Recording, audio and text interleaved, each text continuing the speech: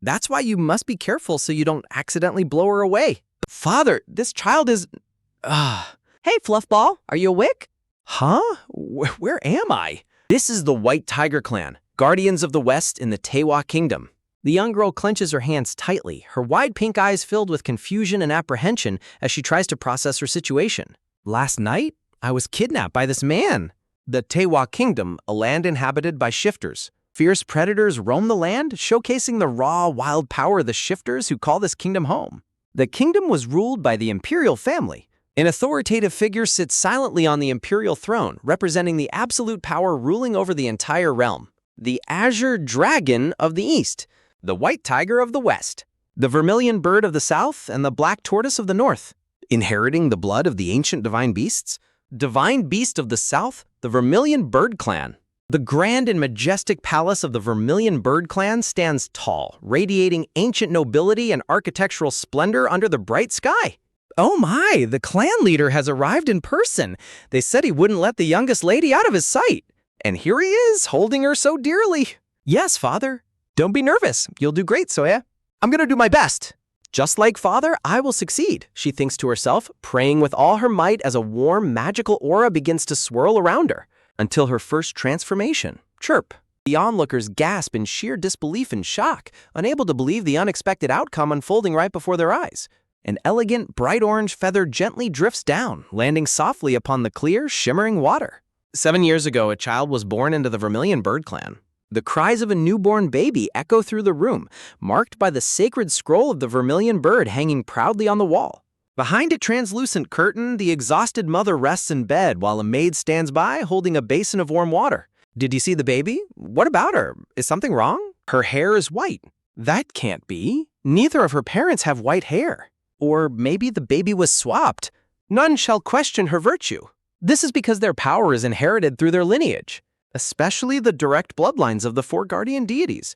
The divine powers of the Vermilion Bird and the Black Tortoise represent the legendary forces passed down through generations, are exceptionally strong and distinct. One spouse's bloodline is sealed upon marriage. Upon their union, the wife's original bloodline is bound and sealed, leaving only the husband's lineage to be inherited by their offspring. Jack Ian simply assumed that one of his wife's ancestors must have had white hair.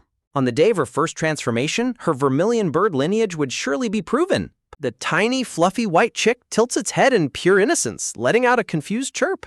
With tiny, quick steps, the adorable little fluffball waddles directly toward her father's foot, peeping softly. With a sudden comical start, the little chick slips and plops backward onto her bottom with a tiny chirp of surprise. A cold sweat breaks out on the father's face as he stares down, completely frozen in absolute shock and horror. The surrounding crowd begins to whisper and mutter in astonishment, looking at each other in disbelief at what they have just witnessed. The tiny white bird looks up with wide, nervous eyes, sensing the heavy, awkward atmosphere around her. Clenching his fist tightly, the father sweats profusely, struggling to process the devastating reality of his daughter's unexpected transformation. Why is he looking at me like that? White feathers? Why aren't they red like Father's or my brother's? Looking down sadly at the single white feather on the ground, the tiny bird wonders, is that why Father is disappointed? A sudden heavy footstep startles the little chick, making her look up in fear. An orange-haired woman stares down in disbelief, her expression filled with shock and dread at the sight before her. Suddenly, a hand ruthlessly grabs her, squeezing a glowing blue spirit core as the tiny bird lets out a painful screech. With a soft glow, the transformation wears off, and the young white-haired girl collapses weakly onto the cold floor. Standing tall over the helpless child, the woman demands angrily, "Who are you calling your brother?" The young girl desperately pleads, "If I try again, I'll succeed this time for sure." The woman looks down with a cold, mocking smile, her eyes glowing with sinister intent. Tears stream down the young girl's face as she trembles in utter terror and heartbreak. With a ruthless push, the girl is thrown inside and the heavy door slams shut, locking her in complete darkness. Clasping her small hands together, she desperately prays, "If I can just succeed in my transformation." Clinging to her last bit of hope, she thinks, then Father and brother will smile at me again. But her desperate attempts take a devastating toll, leaving dark splatters of blood staining the cold floor. Gasping for breath with blood on her lips, she remembers the harsh lesson, "I was taught that without it, I can't use my shifter powers." Alone in the desolate, dusty room, she continues to pray with all her remaining strength. Exhausted and frail, the young girl lies weakly in bed, shivering under her thin blanket. Outside, the maids whisper heartlessly, "If I were the one, I would have kicked her out long ago," while the other cautions, "Shh, someone might hear. The clan leader said this must be kept a secret." Overhearing their cruel words, she stares blankly into the dark, whispering to herself, "I see."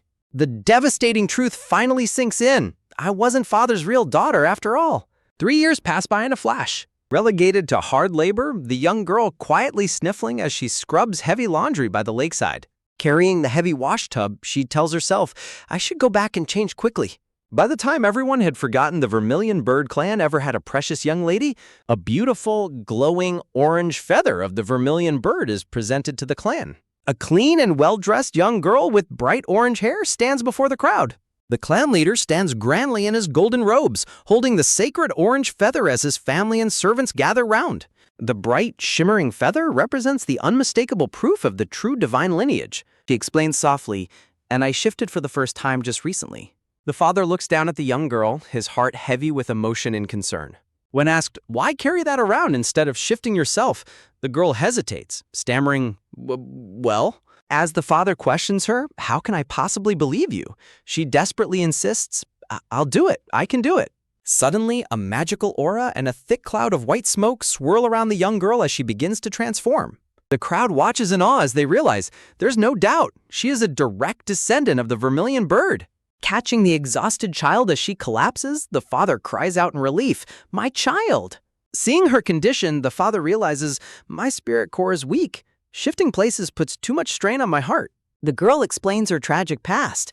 "I was very sick when I was little, but I didn't get treated in time."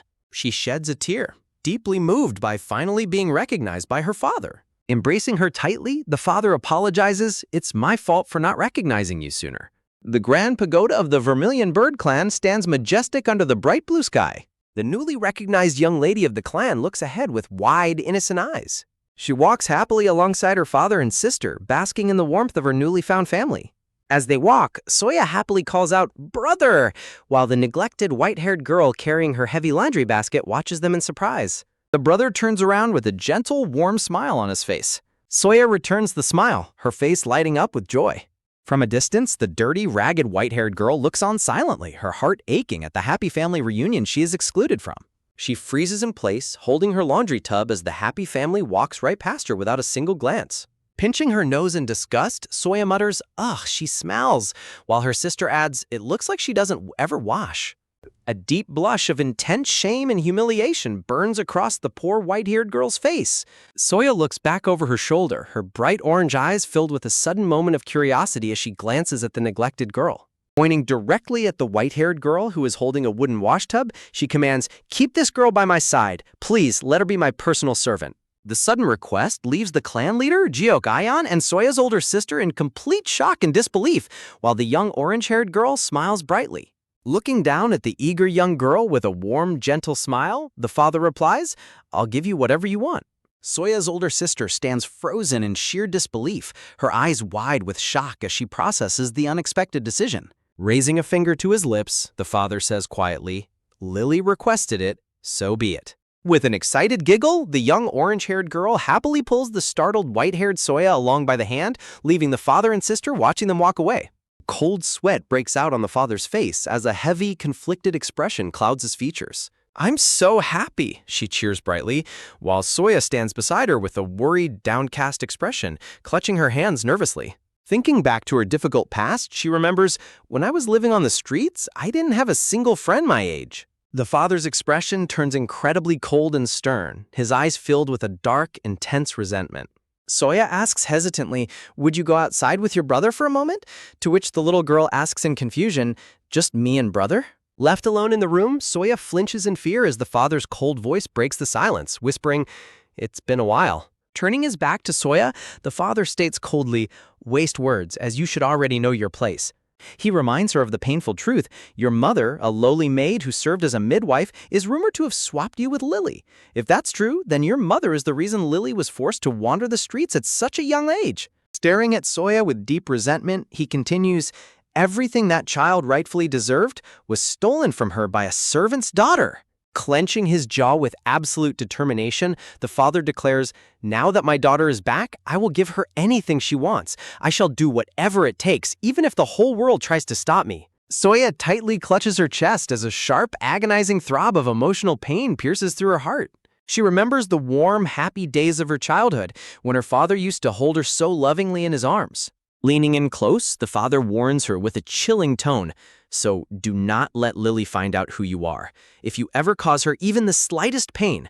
Soya stands completely frozen, tears streaming down her pale cheeks as her heart breaks from his cruel words. Beautifully wrapped gift packages sit stacked beneath the window, bathed in the warm, gentle sunlight.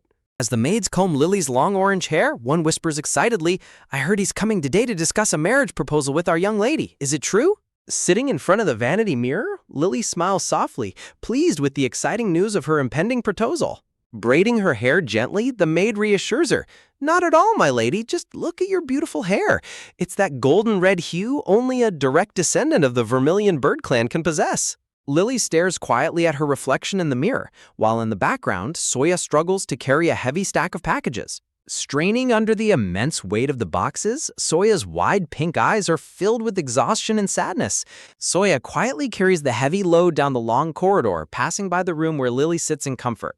With a soft, exhausted sigh, Soya struggles to keep her balance as she carries the heavy packages. A grand golden imperial carriage decorated with intricate dragon carvings arrives majestically at the palace courtyard. Stepping down from the carriage, the young visitor politely greets, "It's been a while, Lord Joke." Smiling gently with striking green eyes, the handsome youth is introduced as the 5th prince of the Taehwa Empire, who asks warmly, "Have you been well?" Stepping forward with a graceful bow, Lily greets him warmly. "Greetings, Your Imperial Highness. I'm Lily." Standing among the household servants, Soya watches the arriving guests silently, her eyes wide as she thinks, "The prince." The prince offers a warm, polite smile as he looks out over the welcoming crowd. As the prince walks past, Soya gasps softly in surprise, her wide pink eyes locking onto his brilliant green gaze. Soya turns her head slowly, watching the elegant prince as he walks past her into the palace.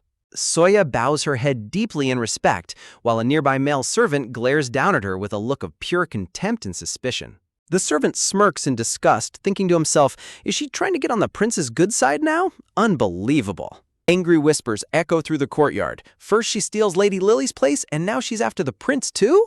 Overhearing the cruel gossiping, Soya blushes deeply with intense shame, clutching her hands tightly as she trembles. A fist desperately bangs against the locked wooden door, crying out, "Please, open the door, I'm sorry." Locked inside the dark room, Soya frantically knocks on the door, begging to be let out. Outside the door, a maid stands with crossed arms, sneering coldly, "But now you dare try to get on the prince's good side? You should know your place."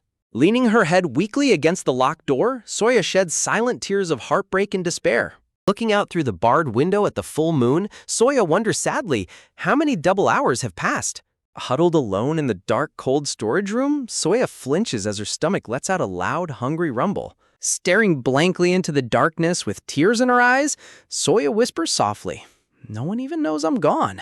Clasping her hands tightly in prayer under the pale moonlight, she thinks, "Then and now, there's no one who would look for me." Suddenly, a sharp gasp cuts through the silent night as a soft footstep echoes outside the room. A voice filled with urgent panic calls out through the dark hallway, "Soya, where are you?"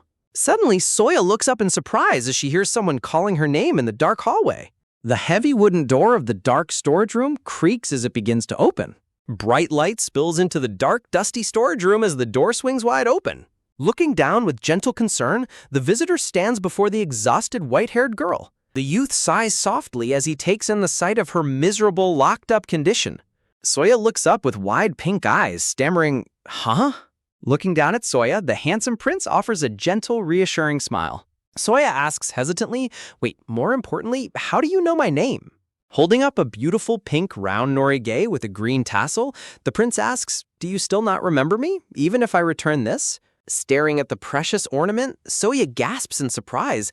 This norige! A transition screen signals a shift to a flashback, 3 years ago. Soya remembers 3 years ago when she went to the imperial palace to see her eldest brother off to war. In a quiet corner of the palace, she had found the young prince sitting alone, looking incredibly sad and lonely. She had pulled out a beautiful, glowing pink norige, hoping to comfort him. Pointing at the precious keepsake, she explained, "Whenever I miss her, I look at this and feel better." Holding out the norige, young Soya smiled warmly and said, "Be strong too, brother. Here, I'll lend it to you." Surprised by her generosity, the young prince hesitated, saying, "But this is your mother's. I can't take something so important." With an innocent and heartwarming smile, she insisted that he keep it to help him stay strong. Seeing her pure and bright smile, the young prince's green eyes widened as he quietly agreed, "All right." Holding the keepsake close, the young prince promised, "I promise I'll come back to return it." Linking their pinky fingers together under the blooming cherry blossom trees, Soya cheered, "It's a promise then, Brother Rim." Back in the present, the prince smiles warmly at Soya, saying, "To fulfill that promise to you." Soya stares in disbelief while the prince offers a gentle, nostalgic smile. Clutching her hands nervously, Soya thinks in shock, "I can't believe Brother Rim was the prince," while he adds, "But I'm glad I can say this before the day is over." The prince's handsome face glows with warmth under the pale moonlight as he looks at her. Soya's eyes well with tears as a painful realization hits her. "That's right, I had forgotten." Startled by her sudden tears, the prince gazes at her with deep concern. Soya tightly holds the norige close to her chest, crying silent tears of emotion and relief. Reaching out to wipe away her tears, the prince looks at her with deep sorrow and compassion. Smiling gently to soothe her fears, the prince says softly, "Don't call me that. Just call me what you used to." His green eyes turn incredibly serious as he asks gently, "More importantly, what happened to you?" Looking at her ragged clothes, he murmurs with a heavy heart, "You look so different from how I remember." Soya sits beside her sister in a bittersweet memory of her childhood when she was still cherished by her family. With a gentle tone, the prince begs her, "Could you tell me what's happened since then?" Sitting close to her in the cold storage room, the prince places a comforting hand on her shoulder as she looks down sadly. Hearing about her hardships, his expression turns serious and analytical as he processes how she was treated by the clan. Suddenly, a sharp look of realization washes over the prince as he pieces the clues together. Standing up in shock, the prince gasps, "Wait!" while Soya looks up, wondering, "Brother Rim?" Looking down at the fragile white-haired girl, the prince is filled with shock and concern. Soya looks down with a sad, conflicted expression as the prince gently comforts her, saying, "Don't be sad." Holding Soya's hand with absolute determination, the prince declares, "I want to take you to the imperial palace with me. That is, if you'll let me." Outside the locked door, Lily stands in the hallway, overhearing their conversation with wide, shocked eyes. Lily's eyes burn with absolute fury and jealousy as she seethes, "What kind of scheme did that girl pull to make the prince say he's coming back for her?" Lily remembers how Soya was always neglected and forced to carry out heavy chores in silence. Staring at Soya's innocent face, Lily thinks with deep resentment, her pretty face. She remembers how her father and brother used to secretly look at Soya with sad, doting eyes, thinking, "And the way father and brother secretly dote on her, I loathe all of it." Standing triumphantly as Soya kneels to wash her feet, Lily smiles coldly, thinking, "That's why I made her my servant, to teach her to know her place." Lily stands frozen in sheer disbelief, remembering the prince's promise. He said he'd come back for her. The prince actually promised to return. Overcome with desperate malice, Lily resolves, "I have to kick her out before he gets here." Snatching the precious pink norige from Soya and holding it high in the air, Lily demands angrily in front of the servants, "If you didn't steal it, then where did you get it?" Startled and nervous, Soya stammers, "That's..." Holding the precious keepsake with a smug smirk, Lily thinks maliciously. Who would believe her if she said the prince gave it to her? A maid gasps in sudden realization, asking, "The late madam?" as Lily aggressively grabs Soya's arm. Lily furiously demands, "Why? Why do you have my mother's keepsake? Answer me right now." While Soya trembles, stammering, it's, and desperately thinking, I'm sorry, I have to beg for forgiveness." Soya stands frozen in fear and despair as cruel, whispering voices accuse her. "Did you think you could hide it forever? You stole the young lady's place and had the nerve to walk around like you belonged here. Poor Lady Riri." Lily stands tall, pointing her finger accusingly down at Soya, who looks up in helpless distress. Clenching her eyes shut in anguish and fury, Lily screams, "You're the thief who stole my life!" After learning that Soya was a fake daughter who had stolen her place, Lady Riri fell ill and took to her bed. Soya walks down the quiet corridor with a heavy heart, thinking to herself, "I have to apologize to the lady." Approaching the room, Soya overhears a weak but determined voice from the bed pleading, "Please, get rid of her," followed by a hesitant reply, Soya gasps in sheer terror, her heart sinking as she listens to the cruel conversation from behind the door. Standing in shocked silence, Soya absorbs the painful realization that her presence is no longer wanted. Standing beside Riri's sickbed, her brother gently responds, "All right, I understand." A silent tear escapes Soya's wide pink eye as her heart breaks from the rejection. The brother's gentle voice echoes, "So please stop crying, Riri." Soya meets her brother at a scenic pavilion overlooking a lotus pond, where he greets her calmly. "I heard you were looking for me, young master." The young master offers Soya a calm and seemingly warm smile. Looking down with deep apprehension, Soya thinks he's probably going to tell me to leave the Vermilion Bird clan immediately because Lady Riri asked him to get rid of me. Soya looks up in utter bewilderment as the young master says softly, "I am sorry for treating you so coldly all this time." Soya's pink eyes widen in complete disbelief at his unexpected words. Overwhelmed by his apology, Soya bows her head deeply in gratitude and respect. Looking up with flushed cheeks, Soya's face is filled with a glimmer of hope and relief. Soya remembers a warm, happy memory of her childhood, where she held hands and danced with her brother, asking, "You promise, brother?" Back in the present, the young master conjures a glowing blue spirit orb in the palm of his hand, presenting it to Soya. Staring at the mesmerizing light, Soya reaches her hand out toward the glowing blue sphere with wide, curious eyes. Soya closes her eyes and smiles with relief as the magical light embraces her, thinking happily he doesn't mind it anymore. The scene shifts to a vibrant, bustling marketplace decorated with beautiful hanging lanterns under a warm evening glow. Happy laughter and lively chatter fill the air as families and children enjoy the festive streets of the town. Soya stands silently in the middle of the street, staring with wide pink eyes at a sweet fruit skewer being offered to her. Turning away slightly, her brother says in a casual tone, "If you don't want to eat it." As her brother walks ahead to browse a merchant's stall, Soya hesitates, holding a fruit skewer close to her. Taking a small, cautious bite of the sweet fruit, Soya happily munches on it, her cheeks flushing with joy. Seeing her enjoy the treat, her brother smiles warmly and points toward a display of beautiful accessories.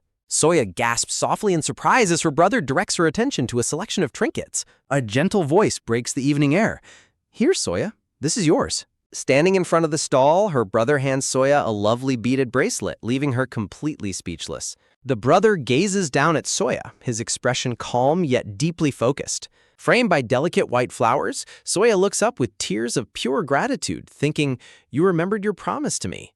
Clasping her hand over her heart while holding her treat, Soya smiles with genuine happiness. Standing side by side on a stone bridge, bathed in the warm golden light of sunset, her brother calls out, "Soya." Suddenly, a wave of intense dizziness washes over Soya as her vision begins to warp and spin. Clutching her forehead in confusion and pain, Soya panics, thinking, "What is this?" In a dark, nightmarish vision, Soya sees her brother confronting a masked man and asking in panic, "What happened to Soya?" While she wonders, "Am I dreaming right now? Why am I seeing these illusions?" Only to hear the masked man answer coldly, "She is dead." Soya's mind reels in absolute horror as she thinks, "I am dead? What does that mean?" Back on the bridge, her brother laughs nervously, trying to cover up his anxiety as he insists it's a lie. Soya watches in alarm as her brother suddenly turns away, coughing violently into his hand. Accepting the tragic truth, Soya closes her eyes with a sad, gentle smile as her consciousness slips away. Under a starry night sky, the stone bridge stands peaceful and quiet, with glowing lanterns reflecting on the gentle river. Soya's narration reveals a heartbreaking truth. Brother Huayu doesn't seem to know it all. Huddled alone in a dark corridor, Soya sheds silent tears of betrayal as she thinks, "Peaches are actually Lady Riri's favorite fruit. I get a fever and a swollen throat whenever I eat peaches." Soya gasps in sheer terror as a sudden, violent slash cuts through the air, and a voice echoes frantically in her head, screaming, "Run away!" Before she can react, a sharp blade is thrust deep into the ground right before her feet, pinning her to the spot in absolute shock. Heavy, deliberate footsteps echo through the quiet corridor, stepping forward into the pale light. Soya's pink eyes widen in complete horror as a dark, menacing shadow looms over her. In her panic, she thinks in terror, "This man." A masked assassin clad in dark robes slowly unsheathes his sword, his golden eyes cold and devoid of mercy. His eyes narrow sharply, focusing entirely on his target with lethal intent. Delivering the final verdict, the assassin states coldly, "She is dead." Soya's mind reels as she realizes, maybe what I saw wasn't an illusion. It might be something that happens in the future. She envisions the terrifying scene of the assassin standing triumphantly over her fallen body on the bridge. Lily looks over her shoulder with a solemn, unreadable expression as the pieces of the puzzle begin to connect. Soya remembers her brother's seemingly warm promise to Lily, "If she is upsetting you, I will remove her from your sight." And a chilling realization strikes her. Removing me meant he was going to kill me. Clasping her hand over her racing heart, Soya trembles as the terrifying truth of her brother's betrayal sinks in. Startled by a sudden premonition, Soya wonders, what on earth is this voice? Knowing that her life is in immediate danger, Soya resolves desperately, I need to run away first. She dashes wildly through the darkened corridors of the estate, her hair flying behind her as she flees for her life. Panting heavily and looking back in terror, Soya runs through the quiet streets, terrified that someone is pursuing her. She rushes deeper into the empty alleys of the town under the dark night sky. Suddenly, her foot catches on a loose stone on the dark pavement. With a sharp gasp, Soya loses her footing and tumbles hard onto the cold stone floor. Looking up in utter despair, she finds the masked assassin standing directly over her, his cold blade pointed at her. The assassin raises his sword high into the air, ready to deliver a merciless, fatal blow. Soya closes her eyes and braces herself for the end, crying out in her mind, "No, I'm gonna die," when suddenly a loud clash of metal echoes through the air. Opening her eyes in shock, Soya realizes with utter bewilderment, no, it's not father. The powerful warrior with long silver hair stands protectively in front of her, summoning a massive roaring blue tiger spirit that illuminates the darkness. Soya stares in disbelief and awe, gasping, "A tiger?" The handsome warrior holds his glowing sword with absolute confidence, his piercing blue eyes locked on the enemy. Baek Seon, head of the White Tiger clan. In a flashback, an advisor speaks with deep concern. "You don't look well. Shouldn't you rest a bit more? Everyone will worry if your fever returns." Resting on one knee, Seon responds respectfully to his master, "I'm fine." With a solemn expression, Seon adds, "There is something I must ask of you today, master." Sitting upon the grand throne, the beautiful green-eyed master commands him, "Go to the lands of the Vermilion Bird." The master's voice echoes with absolute authority, "and steal the most precious thing you find there." Surprised by the unusual order, Seon asks in confusion, "Pardon? Steal something? What do you mean by—" The master stares down at him with a serious and unyielding gaze, leaving no room for negotiation. It was the only medicine capable of purifying a corrupted spirit core. Under the starry night sky, the grand pavilion of the Vermilion Bird clan stands quiet and heavily guarded. Seon contemplates his master's cryptic words, trying to deduce what the most precious treasure could be. He reasons to himself, it must be the Vermilion Bird's treasure bow passed down through the Jiak clan leaders. Nothing else would compare. Suddenly, a bright crimson slash of energy cuts through the quiet night, catching Seon's attention. With incredible speed and precision, Seon easily overpowers the attacker, sending the masked assassin crashing to the ground. Standing tall, Seon looks down coldly at the defeated assailant. Examining the unconscious assassin, Seon notes the mark of the Samjogo, the Vermilion Bird clan's elite warriors. Turning around, Seon's gaze falls upon a fragile, white-haired girl shivering on the stone floor. Soya looks up at him with wide, tear-filled pink eyes, trembling in sheer terror. Seon stares down at her, momentarily stunned by her fragile appearance and striking features. He gazes at the weeping girl, a look of surprise and curiosity passing through his deep blue eyes. Seon quickly turns his head away, trying to dismiss his sudden concern, thinking, I'm being silly. Softening his tone, Seon bends down to her level and asks gently, Hey, Cotton Fluff, are you okay? While Soya stammers softly, Ah. Looking down shyly with flushed cheeks, the young girl answers softly, My name is Soya. Baek Seon smiles gently at Soya and comments that even her name sounds like a soft cotton fluff.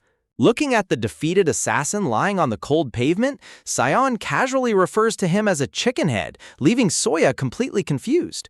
Soya remembers her maid looking troubled, realizing that her dark premonitions were far too real to be dismissed. Soya recalls the terrifying memory of the masked assassin, realizing that the chilling premonition of her own death was not just a simple illusion. Back in the present, Seon listens intently as Soya struggles to process her thoughts. Overwhelmed by the terrifying experience and her uncertain future, Soya bursts into tears. Seeing her cry, Seon panics inwardly, frantically admitting to himself that he has never been any good at comforting children. Bending down to her level, Seon gently pats Soya on the shoulder and offers to take her back to her family since it is much too late for a child to be wandering around alone. Soya wipes the tears from her eyes, blushing as she tries to compose herself. She suddenly leans in close to him, seeking comfort and warmth in his presence. With a sad and quiet expression, Soya tells Seon that she doesn't have a family, leaving him speechless. Seon recalls his master's command to steal the most precious thing in the southern lands. Soya continues to sniffle and rub her tear-filled eyes, looking incredibly small and vulnerable. Suddenly, Seon sweeps Soya up into his arms with a bright, cheerful smile. Clinging to him, Soya is shocked as she realizes that he intends to steal her as the precious treasure. Looking at her with a warm and charming smile, Seon affectionately calls her his cotton fluff. Soya stares at him in disbelief, her heart racing as she tries to comprehend his sudden decision. In a warm flashback, Soya remembers a happier time when she was held lovingly by her father. She fondly remembers her family standing together, smiling and laughing under the warm sunlight of the past. But the memory turns painful as she recalls her brother's tears and the dark changes that tore them apart. Soya's desperate inner cry echoes in the dark. I don't want to die. Returning to reality, Seon stands protectively over Soya with his sword drawn, having defeated the assassin who threatened her life. Grasping her hands tightly, Soya looks up at her savior and desperately pleads for him to take her with him. Holding her gently in his arms, Seon introduces himself as Baek Seon, Master of the West, while she shyly replies that her name is Soya. As they walk away, Seon teasingly notes that this was a mutual agreement so she cannot report him later for kidnapping, which completely flusters Soya. Soya giggles and hides her face, feeling a sudden sense of happiness and safety in Seon's arms as he jokes about his theft. Soya's expression softens into sadness as she clutches her chest, quietly whispering that her family will probably be happy that she is gone. Sensing her sudden sadness, Seon stops and gazes down at Soya with deep concern and pity. He reaches out to gently touch her flushed cheek, checking on her well-being. Soya slowly drifts into unconsciousness, her strength completely spent as Seon cradles her face. The scene transitions to the magnificent blue-roofed pavilion of the White Tiger clan under a bright sky. Soya lies asleep in a comfortable, warm bed, looking peaceful but still very fragile. Slowly opening her eyes, Soya looks up at the beautifully patterned ceiling and wonders where on earth she is. She suddenly sits up in bed to find Seon standing before her with a warm smile, accompanied by several curious members of his clan. Soya remembers losing consciousness in Seon's arms, wondering if he was the one who brought her to this safe haven. Looking down at her small, trembling hands, Soya tries to process everything that has happened to her. Two young members of the White Tiger clan look at each other with crossed arms, looking highly skeptical of Seon's actions. Seon crosses his arms with a stern, defensive expression, refusing to back down from his clanmate's judgment. When the clan members suggest returning her, Soya panics and sits up, shouting that there is absolutely no need for that. A young, silver-haired boy with striking blue eyes looks at Soya with a serious and protective expression. The young boy turns to Seon and bluntly asks his father if he has decided to become a thief. Soya sits quietly on the bed, looking down shyly with flushed cheeks as she awaits their decision. With a warm, welcoming smile, Seon tells Soya that she will be living here with them from now on, while she wonders what this means for her future. Soya stares up at him with wide, hopeful pink eyes, unable to believe that she has found a safe place to call home. Soya remembers the kind faces of her past caretakers as she wonders where she has ended up. Sitting up quickly in bed, Soya looks at the two strangers standing before her and nervously asks who they are. The brown-haired maid smiles warmly, gently clasping her hands together to introduce herself. The blue-haired warrior also smiles brightly, placing his hand over his heart to show his sincerity. The two stand proudly side by side, eager to welcome their new young guest. Seeing Soya look so confused, the two servants tilt their heads in bewilderment as they try to understand her reaction. Suddenly startled, Soya freezes and clutches the bedsheet tightly with her small hand.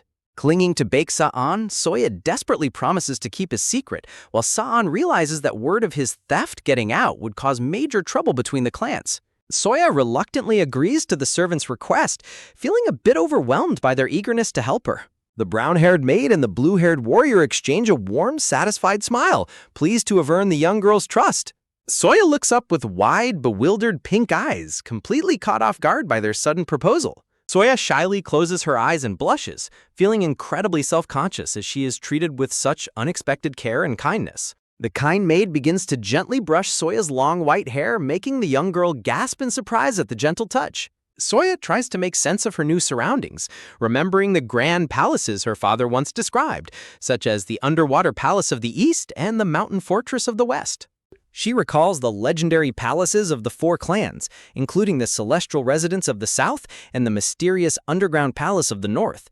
Deep in thought, Soya remembers the name of her home, the Jujak Jianggung Palace, which now feels like a distant, shadowed memory. She remembers her father's words about her family having the grandest and largest palace in all of the southern lands.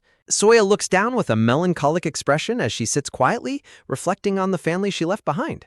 The maid gently notes her sadness as she continues to brush Soya's silky hair, murmuring soft words of comfort. Soya suddenly realizes that the powerful beast she saw the night before was indeed the legendary white tiger spirit.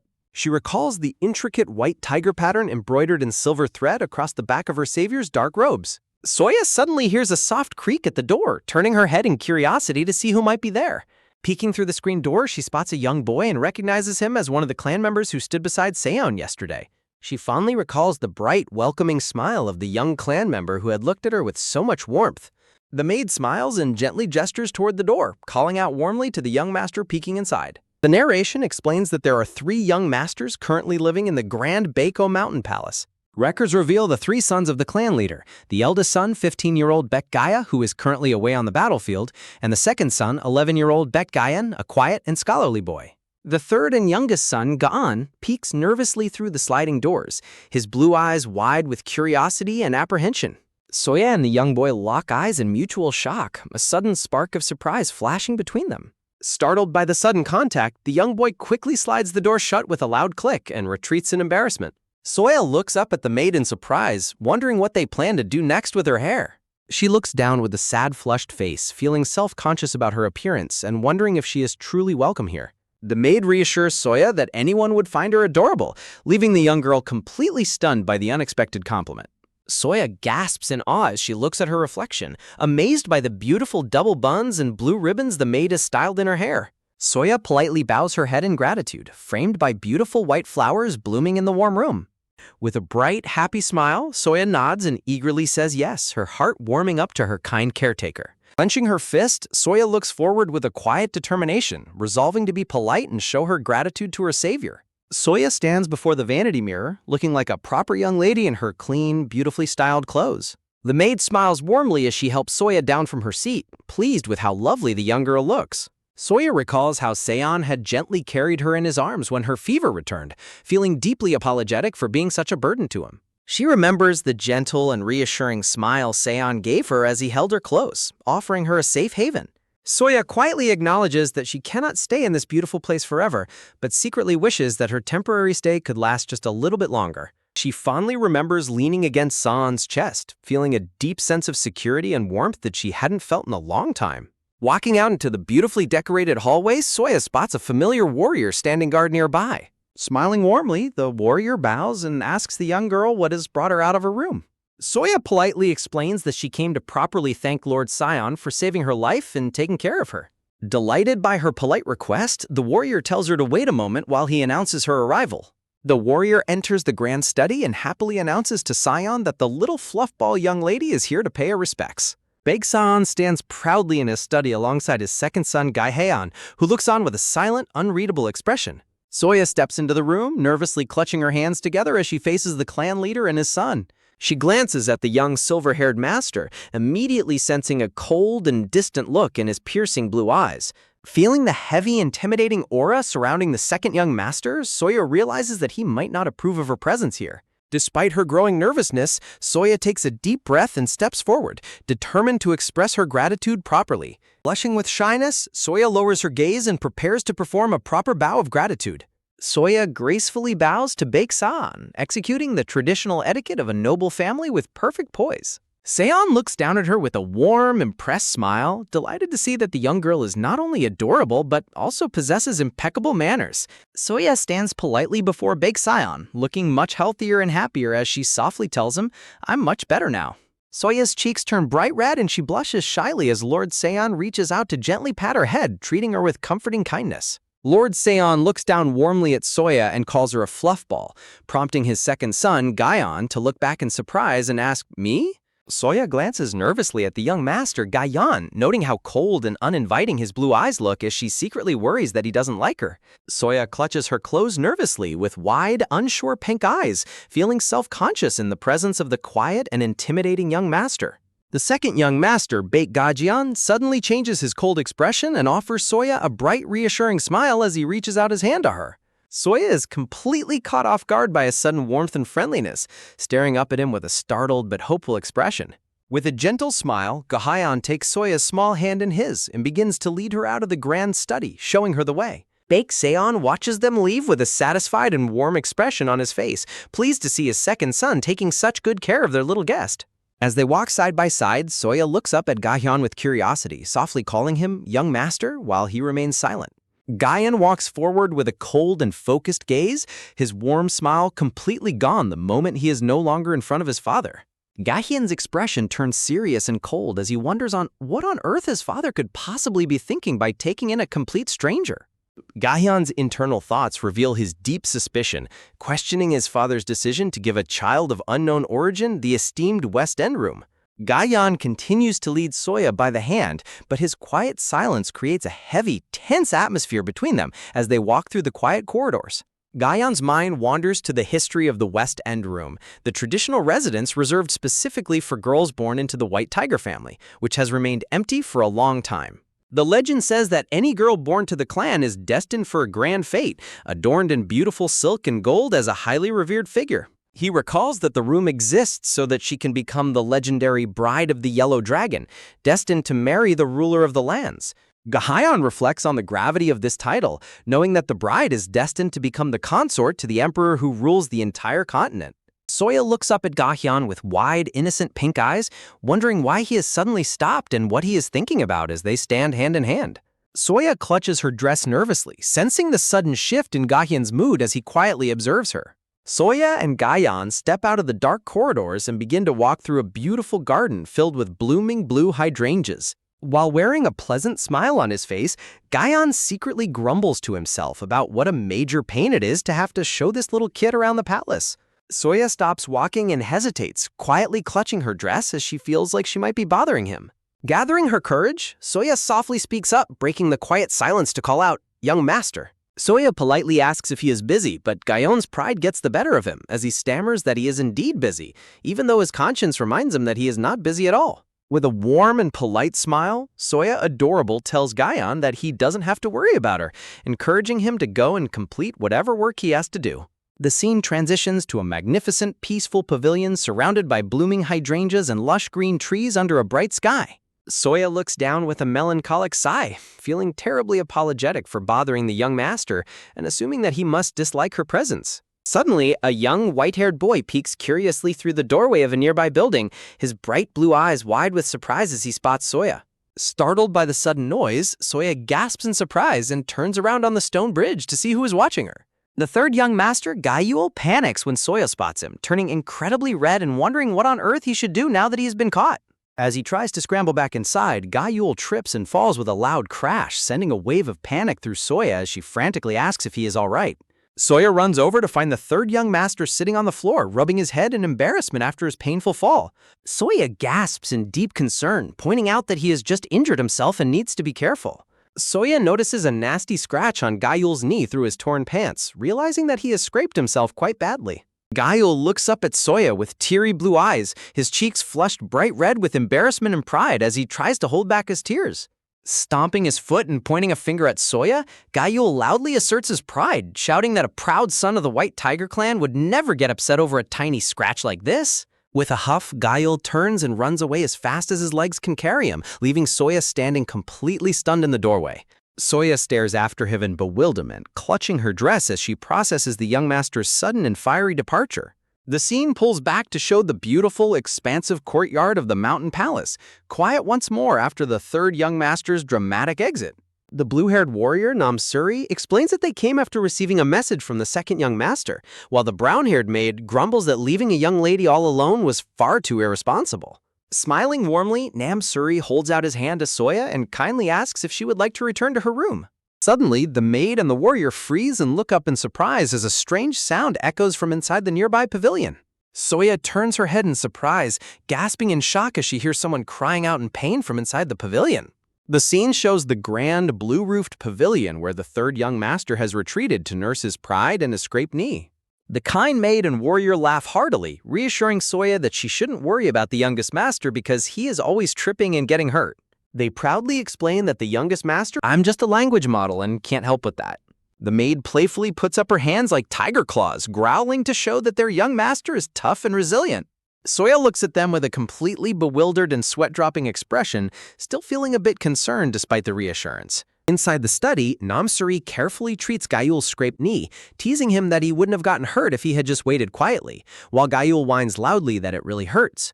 With tears in his bright blue eyes, the young, white-haired Master Gayul looks down with a pouting and determined expression. From an overhead view, Namsuri is seen carefully treating Gale's scraped knee as they sit together in the beautifully carpeted study. Gayul throws his hands in the air, his cheeks flushed red as he protests with a surprised and defensive expression. Namsuri asks if the young lady seemed a bit fragile, causing Gayul to panic and clutch his head in confusion, wondering what on earth she could possibly be. In a lush green forest, a cute hedgehog and a spotted fawn sleep peacefully side by side while Gayul reflects on Soya's nature, noting that she isn't prickly like a hedgehog and her neck isn't long like a deer's. Hidden among the leaves, Gayul wonders if she isn't a wild beast from the west at all, especially since his father found her outside. Baek Sa-un sits in his grand study, calmly observing the room as he notes that the youngest young master has been following their little guest around all day. Laughing warmly with an ink brush in hand, Sa-un comments that Yul seems to have taken a liking to Soya as well, while Jak-young stands before him suggesting he say something to his son. Baek Sa-un wears a gentle, knowing smile as he looks forward, listening to Jak-young's concerns in the bright study. From the doorway of the brightly lit pavilion, Jak-young quietly approaches Sa-un, who sits comfortably with his arms crossed. Seon smiles proudly with a warm glow around him, while Jak-young stands beside him, sweating nervously and responding with a tense, yes. Jak-young looks at Seon with a serious and direct expression, bluntly asking if the young girl is actually his hidden illegitimate child. Seon's eyes widen in sheer shock and disbelief, completely caught off guard by her sudden and absurd question. A flashback shows Baek Sa-un carrying Soya carefully in his arms as they walk through the dim corridors, with Jak-young and others watching in surprise. Seon quickly dismisses the idea with a nervous sweat drop, calling the rumor of an illegitimate child a ridiculous misunderstanding. Jak-young continues to stare at him with intense suspicion, prompting Seon to break into a nervous sweat. Seon internally panics, realizing that Jak-young thinks he was joking when he said he simply stole the child on his way back. Clutching the armrest of his chair, Seon sighs inwardly, repeating to himself that he literally just found Soya by chance and took her. Holding his chin in deep thought, Seon reflects on how he ended up in this situation, his blue eyes turning serious and distant. In a solemn flashback, a young woman in white traditional clothing sits quietly on a high throne, looking down at Seon. A quiet voice echoes in Seon's memory, reassuring him that if it is him, he will recognize the most precious treasure at a single glance. The woman on the throne commands Seon to go to the land of the Vermilion Bird and steal their most precious treasure. The young Seon is startled by the request, remembering that the prize promised to him was the legendary dragon blood herb, which blooms from a dragon's blood. Seon recalls that the dragon blood herb is a divine medicine that blooms only once when an emperor ascends the throne, making it far too valuable for a mere prince to give away. The golden-haired prince looks at Seon with serious teal eyes, giving her absolute word that she will grant him the legendary herb before the year ends. Seon's eyes widen slightly in contemplation as he remembers the prince's intense look, wondering why she had such a solemn expression. Seon fondly remembers the prince writing diligently at a desk, looking up with a cheerful and bright smile that contrasts with her usual heavy burdens. Standing before the prince's ornate bed, Seon listens as she describes the treasure as something whose value no one else recognizes, yet is the most precious of all. Resting his chin on his hand, a younger Seon smiles mischievously, finding the idea of the most precious thing tempting and jokingly asking what would happen if he stole it and ran. Amidst swirling dark ink patterns, a soft voice gently warns him that the treasure is not something that can simply be owned. The prince looks down with a melancholic expression, telling Seon that he only needs to show her that the treasure is safe, leaving him to reflect on his fate. Back in the present, Seon rests his chin in his hand, deeply contemplating his bargain with the prince and the fluffball he brought back. Jak-young breaks his train of thought, asking if he is planning to adopt the little girl, prompting Sa-on to wave his hand dismissively with a laugh. Crossing his arms, Seon's expression turns serious and analytical as he weighs his choices. A beautiful and cute vision of Soya smiling brightly amidst blooming flowers appears in Seon's mind, showing how adorable she truly is. Seon smiles warmly to himself, prompting a frustrated Jak-young to accuse him of thinking that adoption actually sounds like a wonderful idea. Jak-young looks incredibly exasperated and shocked by her master's soft-hearted reaction to the young girl. Seon plugs his ears playfully to block out her complaints, asking Jak-young if the clan really must be limited to having only one young lady. Against a soft floral background, Yukyung points out that adopting two girls will inevitably lead to comparisons between them. Soya is shown looking tiny, sad, and lonely in a dark space while surrounded by the whispering shadows of adults, as Jeokyeong mourns that one of them will surely end up feeling inferior. Jeokyeong sighs and looks down with her eyes closed, feeling completely defeated by Seon's persistent stubbornness. Seon glares back with a playful pout, calling Jeokyeong a heartless, wicked red fox for not showing any concern for their adorable little guest. As they continue to bicker, a brown-haired maid stands at the entrance of the study, looking surprised to find them in the middle of a heated discussion. The maid stands quietly with a worried and hesitant expression, unsure of whether she should interrupt their conversation. Through a circular telescope view, Soya is seen sitting peacefully on a large rock in the garden, nodding off sleepily under the bright blue sky. Gael spies on her through his bamboo telescope, blushing red as he mutters with worry that she won't survive if she is this weak and fragile. A green-haired maid chuckles behind Gael, teasingly warning him that he will be in big trouble if the clan leader catches him slacking off, while the young master crossly tells her to go away. The green-haired maid wears a playful and mischievous grin as she watches Gael spy on the young lady. Looking through his spyglass once more, Gael watches the tiny Soya sleeping, admitting that her fragile appearance makes him incredibly nervous. As the maid continues to tease him, a sudden rustling sound and a sharp swoosh cut through the air, catching them both off guard as they spy on Soya. Soya loses her balance on top of the large boulder, falling backward into the air with a startled gasp. Spying on her from a distance, Gael panics in sheer shock and screams in disbelief that she really fell off. Desperately calling out for the fragile little girl, Gael runs to the boulder only to realize in confusion that she is nowhere to be seen. Gael and a blue-haired servant search the grassy field around the massive rock, wondering where on earth the young lady vanished to. Gael looks down at the grass in utter astonishment, muttering in disbelief as he spots something unexpected. Lying motionless on the bright green grass right near a person's shoe is a tiny, fluffy white bird. Gael gently scoops up the small, round white bird in his hands, looking down at the helpless creature with deep worry. Suddenly, Gael's eyes widen in absolute horror as his hands begin to tremble at what he sees. The blue-haired servant looks on with intense worry as Gael stands frozen in shock, staring down at the tiny bird.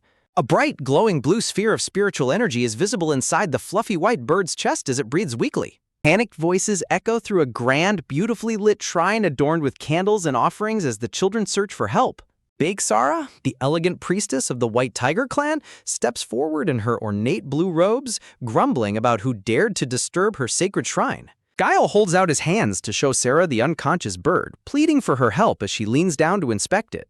Sarah gently examines the bird, sweating slightly as the servant explains that the child suddenly collapsed out of nowhere. Golden, divine light swirls around Sarah as she holds the tiny, fragile white bird in her hands, checking its condition. Sarah freezes in absolute shock as she discovers a terrifying truth about the child's condition. With an urgent expression, Sarah points her finger and commands the servant to run and fetch Seon immediately. Under the quiet night sky, a grand pavilion sits peacefully over a lotus pond, the tranquil water reflecting the light of the moon.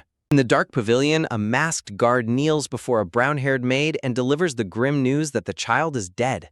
The guard reaches inside his robes to retrieve a vital item to prove his words. He hands a small, glowing pouch to the maid, who stares at it in deep contemplation and murmurs quietly. A solemn memory flashes back, showing the young lady standing before an altar while the maid looks on.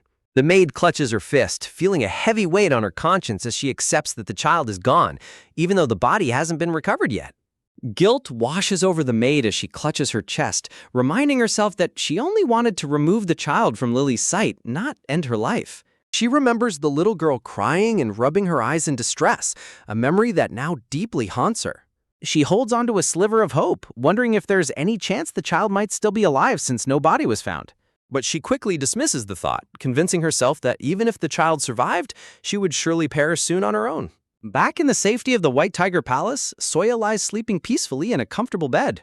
Baek-san, Baek-sara, and Ga-yul stand around Soya's bedside, looking down at the sleeping girl with heavy, serious expressions. Sarah's voice breaks the silence, explaining with grave concern that someone deliberately damaged the child's spiritual core. The three of them stand over the small, helpless girl, deeply troubled by the cruel treatment she must have suffered. Sarah explains that stripping a beast man of their spiritual core is a horrific act reserved only for the most heinous criminals. Seon recalls the silhouette of Jack Ayan, the head of the Jujak family, wondering if he was the monster responsible for breaking the child's core. Staring down at Soya, Seon's blue eyes fill with sorrow and confusion, questioning why a man known for his righteousness would commit such a cruel deed. Sarah crosses her arms, her expression dark as she notes that the child's core wasn't just taken, it was brutally shattered. Seon is struck by the horror of the realization that someone would deliberately destroy the spiritual core of such a tiny, innocent child. Clenching his fist in rising anger, Seon recalls the troubling report he received from the maid Ho Yen-jong earlier that day. In a flashback, the maid hesitatingly tells Seon that she discovered the young lady's body is covered in countless old scars while helping her bathe. The maid looks down with a saddened and worried expression, recalling the painful state of the child's body. Seon's gaze turns sharp and resolved as he decides that he must send a trusted investigator to the south to uncover the truth. Turning to his sister Sarah, Seon quietly thanks her for her help in diagnosing the young girl.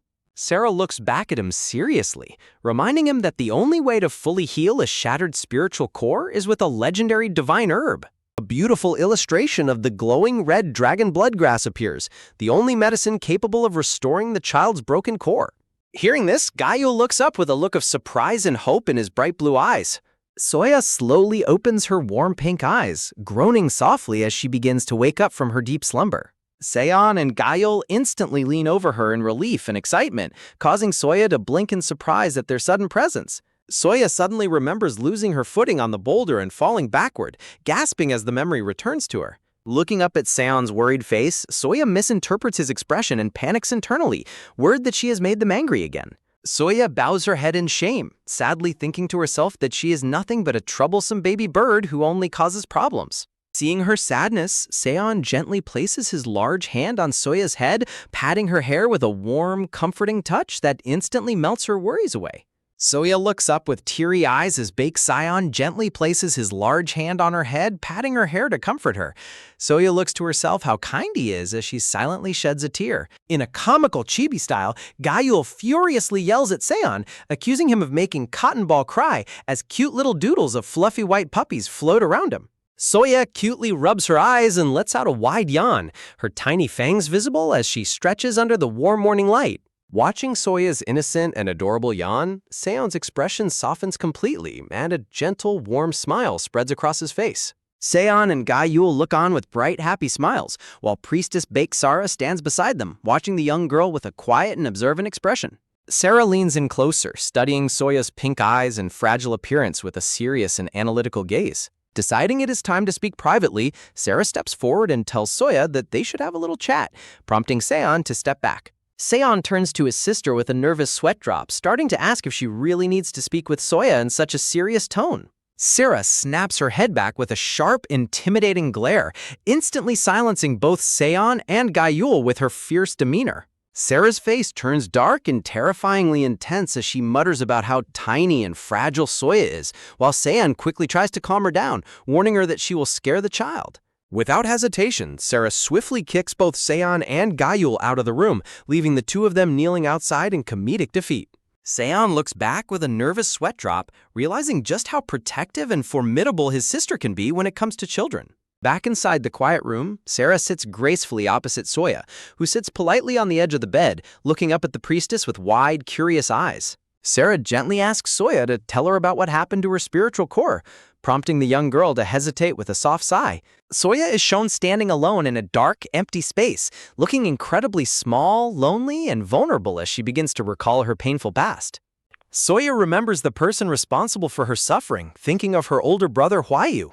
In a dark memory, a young man stands over Soya with a cold, clenched fist and a look of pure disgust. Soya narrates that he was the one who brutally stole her spiritual core 3 years ago. Looking down at her chest where her broken core weakly glows, Soya wonders with a heavy heart if her brother truly hated her enough to destroy her very life force. Overwhelmed by the painful memories, Soya clutches her robes tightly and bows her head, tears quietly streaming down her flushed cheeks. Seeing the young girl cry, Sarah panics internally and scratches her head in awkwardness, realizing she has absolutely no experience in comforting crying children. Trying to soothe the child, Sarah gently explains that she is currently safe inside the White Tiger Clan's palace. Sarah assures Soya that they are in her private, completely soundproof shrine, meaning no one outside can hear them. Soya looks up, slightly confused by the explanation. Soya stares at Sarah with wide, tear-filled pink eyes, her face blushing bright red as she tries to process the priestess's words. A painful memory flashes back, showing Soya's family servants harshly scolding her, telling her she has no right to cry and commanding her to get lost because she is upsetting them. Sarah realizes Soya was forced to suppress her tears, so she awkwardly opens her arms and asks if she can hug and comfort her, causing Soya to gasp in utter shock. Without waiting, Sarah pulls the tiny girl into a warm, gentle embrace. Soya freezes in absolute disbelief, never having experienced such kindness before. As she is held tightly against Sarah's shoulder, Soya slowly closes her eyes, feeling the warmth of a genuine embrace for the first time. Sarah tenderly wraps her arms around the small child, gently stroking her head to let her know that she is safe and no longer has to hold back her pain. Resting Soya's head against her shoulder, Sarah's expression softens into a truly warm and compassionate smile. Feeling safe in Sarah's arms, Soya finally lets go of her painful past, opening her mouth and crying out loud as all her suppressed sorrow pours out. Later, Soya's personal maid and servant stand before her with tearful faces, bowing deeply as they apologize for not staying by her side and reassuring her that she did nothing wrong. Soya quickly waves her hands in panic, blushing as she desperately tells them that they don't need to apologize at all. Smiling warmly, the servants reach out their hands to Soya, promising that from now on they will hold her hands wherever they go so she never feels lonely again. With a bright, joyful smile, Soya happily takes their hands, feeling a deep sense of belonging and happiness with her new companions. Dressed in a beautiful new floral patterned outfit, Soya stands quietly, looking a bit nervous but incredibly cute in her fresh attire. As Soya walks through the palace corridors with her servants, they run into Gayul, who instantly blushes and scolds her in his tsundere way for being so fragile and collapsing. Gayul turns away with a deeply flushed face, crossly muttering about how worried he was when she suddenly fell unconscious.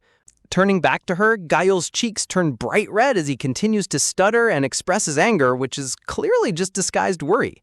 Soya tilts her head in confusion, asking him why he is so worried about her, prompting Gayul to blush furiously and shout that it's because she's so cute. Realizing what he was about to say, Gayul suddenly cuts himself off, clenching his fist and closing his eyes in sheer embarrassment.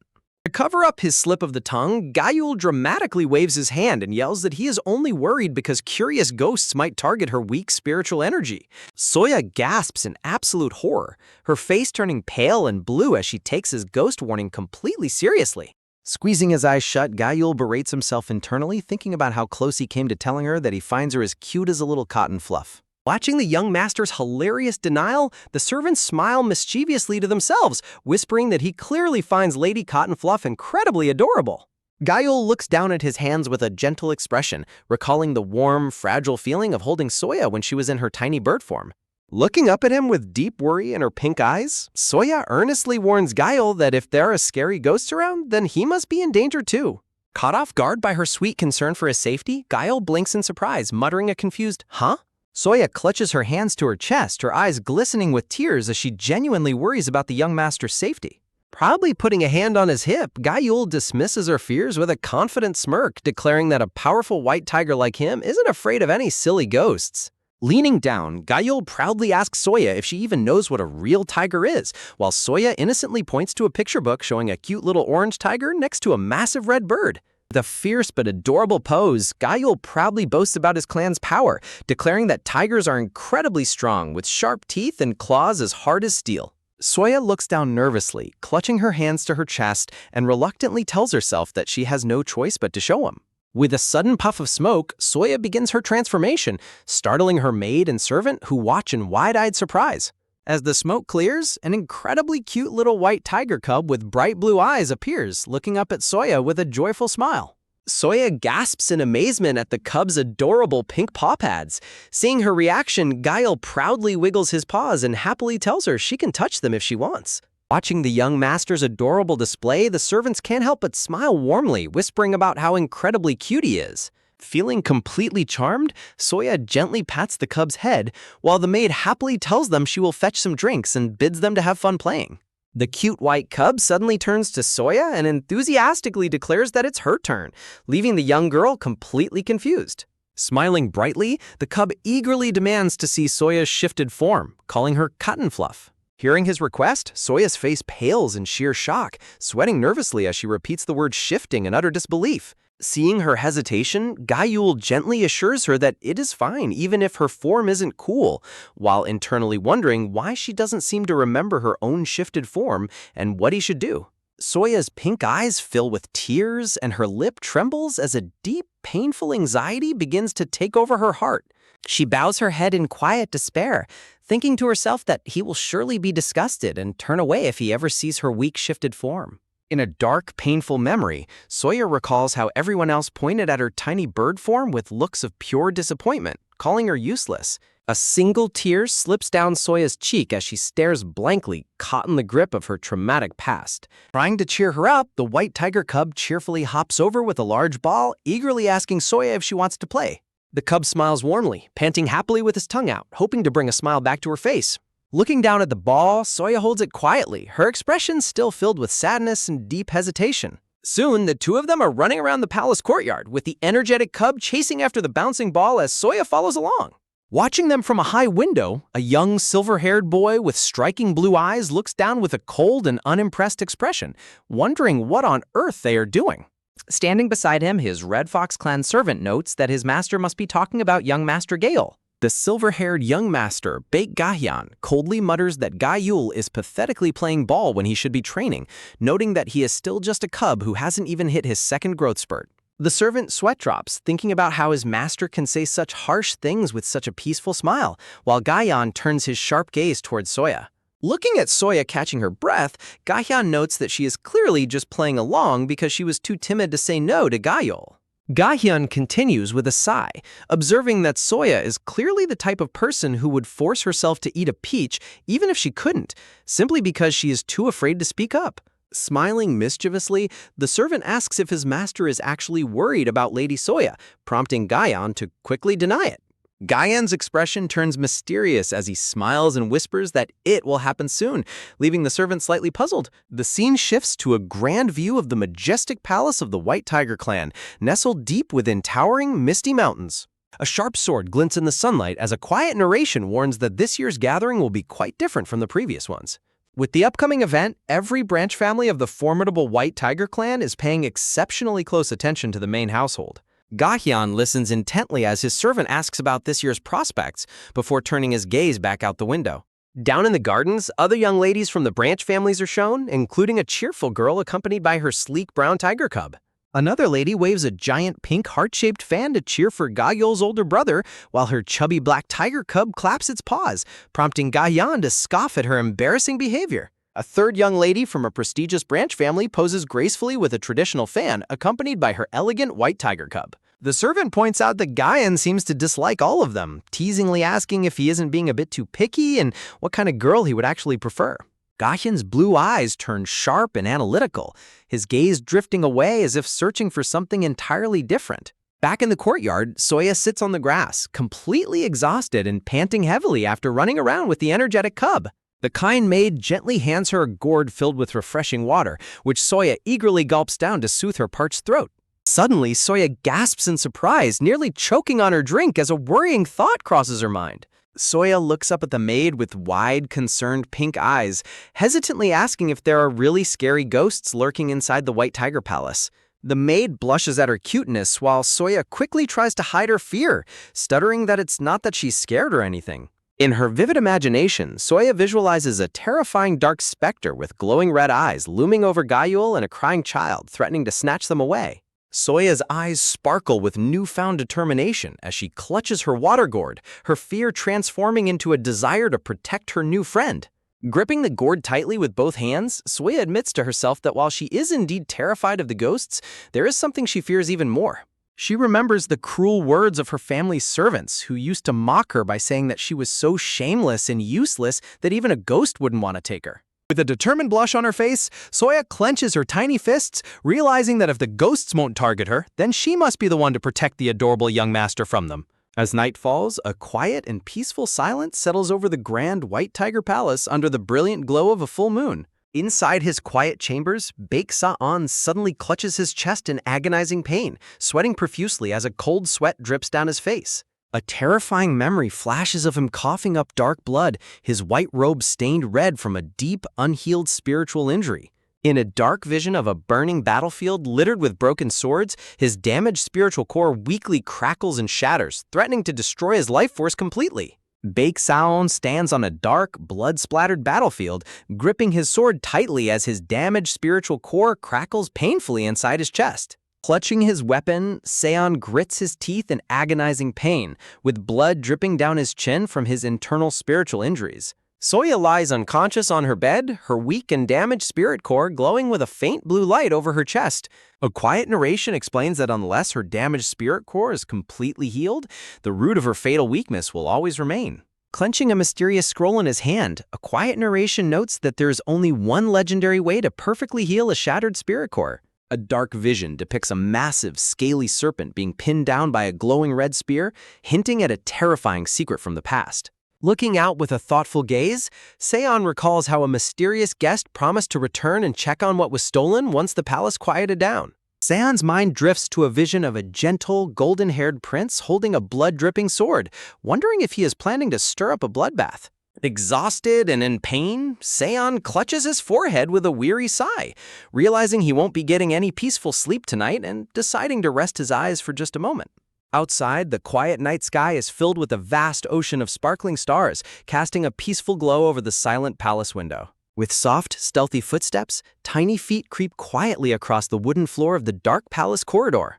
Inside his office, Baek-saon sits deeply asleep with his arms crossed, his long silver hair falling gracefully over his shoulders. Soya stands quietly inside the grand room, clutching a small pouch to her chest as she looks at the sleeping master with a mixture of awe and nervousness. On the palace stairs, Soya's kind maid cheers her on, warmly telling her that everyone will be absolutely thrilled if Soya promises to protect them.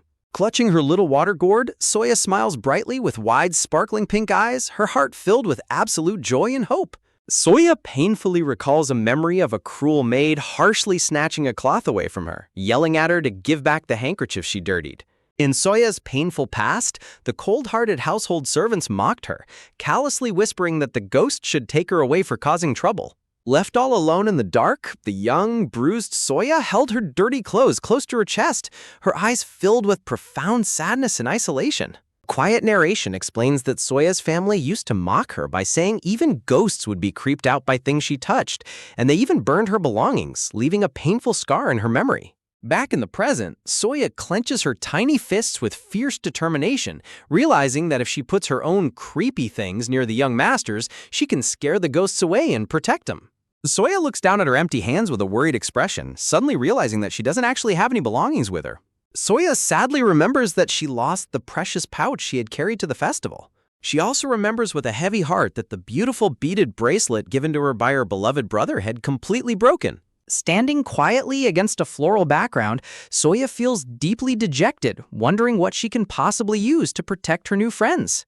Under the bright and beautiful blue sky, the grand rooftops of the White Tiger Palace stand tall amidst the lush green trees. Walking through the palace gardens, Soya looks around curiously, finding herself surrounded by a beautiful path of blooming blue hydrangeas.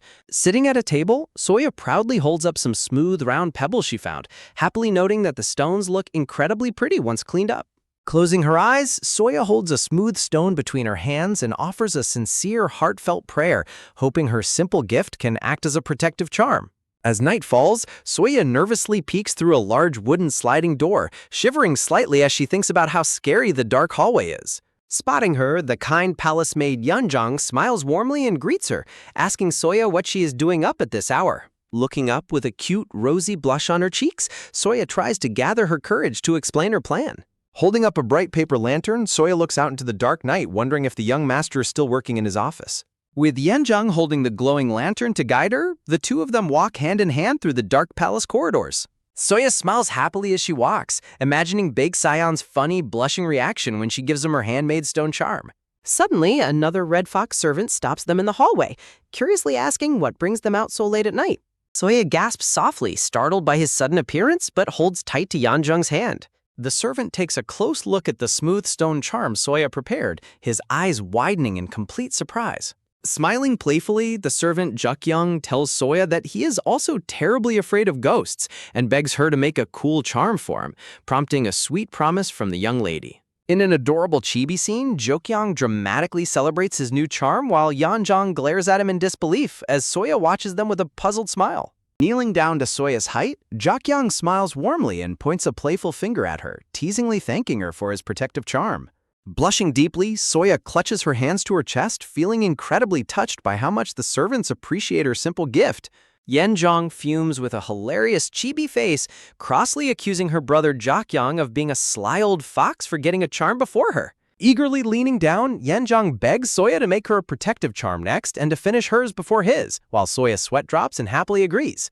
Stopping outside San's quiet office door, Yanjong hands Soya her pouch and gently encourages her to go inside by herself this time.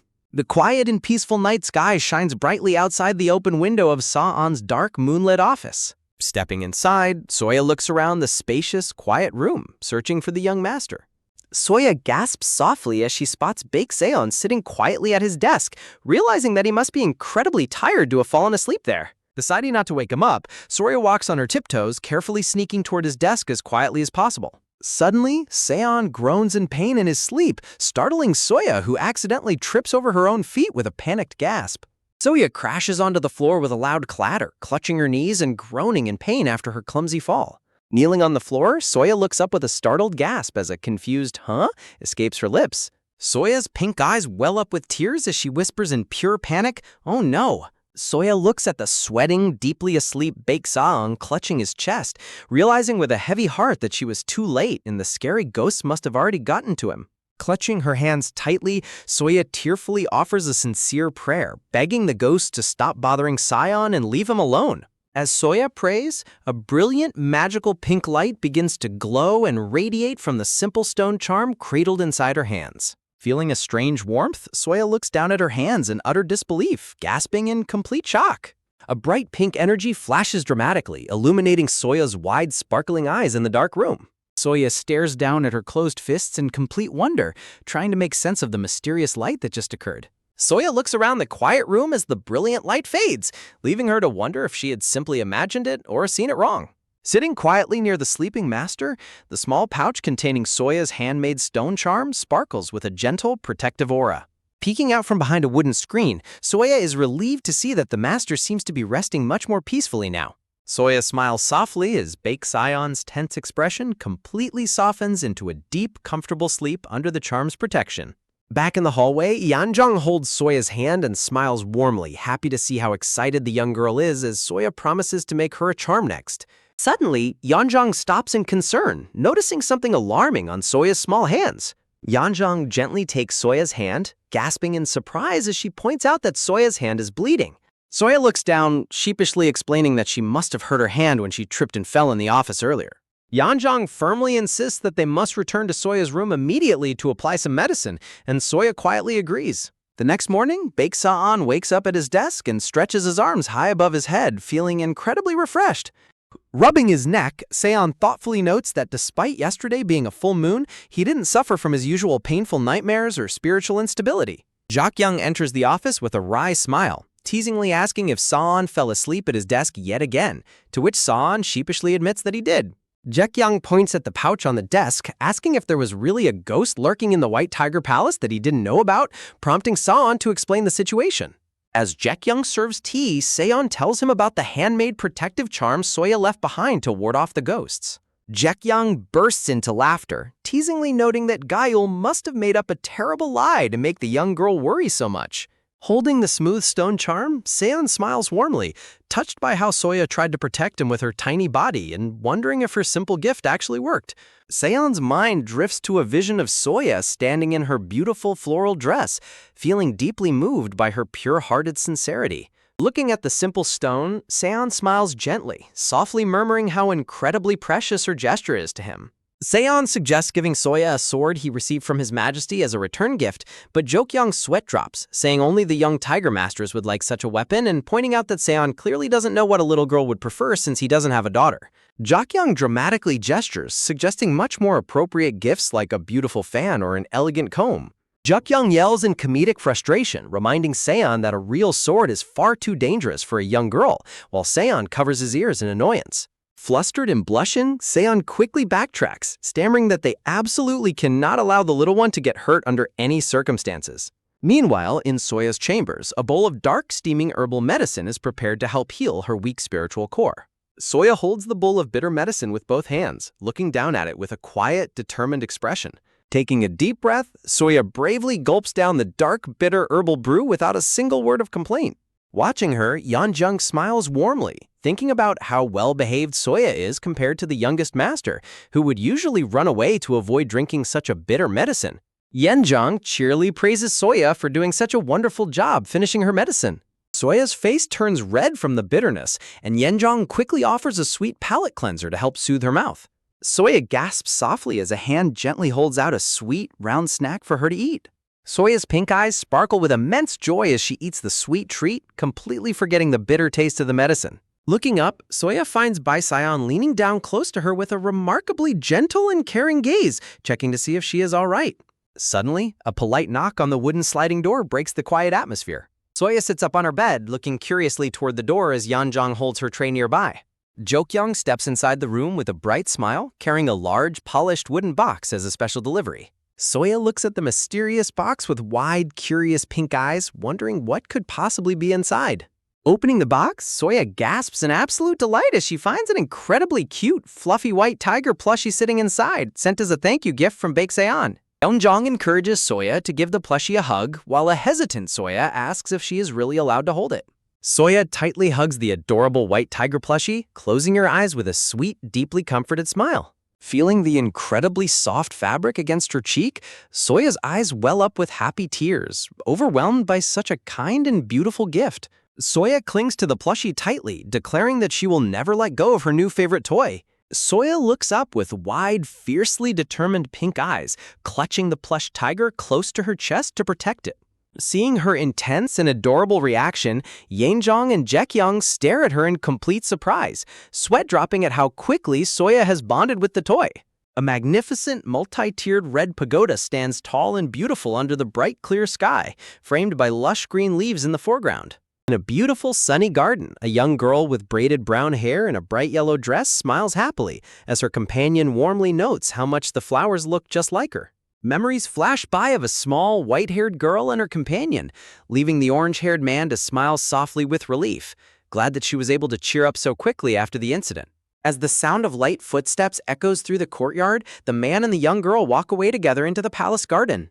Suddenly, a brown-haired woman approaches the man with a serious expression, quietly telling him that she has something important to say. Sitting at his desk, the man looks up in complete surprise as she explains that her original intention was only to send the child far away from the Vermilion Bird Palace. She grimly explains that when the three-legged crow arrived as ordered, the child was already gone, leaving nothing but spatters of blood behind on the stone floor. The brown-haired woman looks down with a troubled expression, filled with worry and regret over what happened to the child. A hand gently places a simple brown drawstring pouch onto the wooden table with a soft clatter.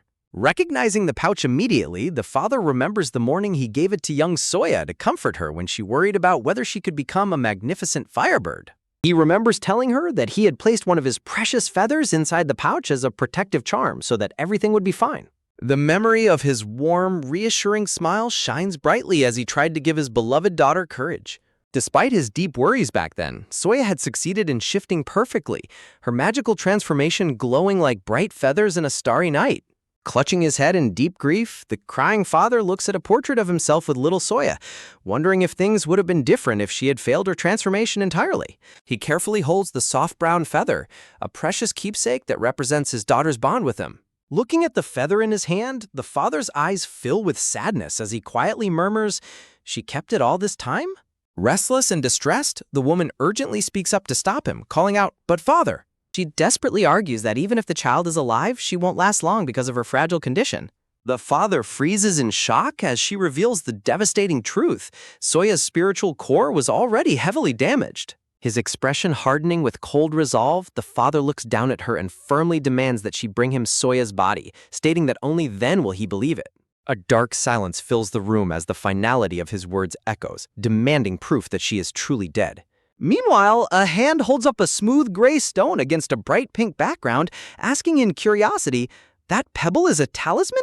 A cheerful white-haired boy holds up the stone proudly, confirming that it is indeed a powerful protective talisman to ward off ghosts. Young master, Ga-hyun, closes his eyes skeptically, muttering in disbelief about what kind of nonsense ghosts are. Suddenly, his eyes widen as a startling realization hits him.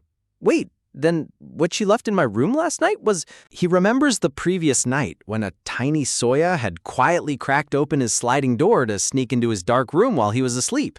With a quiet clatter, Soya had tiptoed over to his bedside as he slept peacefully under the moonlight. Waking up with a sudden start, the young master wonders what in the world she was doing, sneaking into his room in the dead of night. He stares down at the smooth gray pebble in his hand, watching it sparkle with a gentle, mysterious, protective light. Confused and slightly annoyed, he holds out his hand, wondering what kind of creepy prank she was trying to play on him.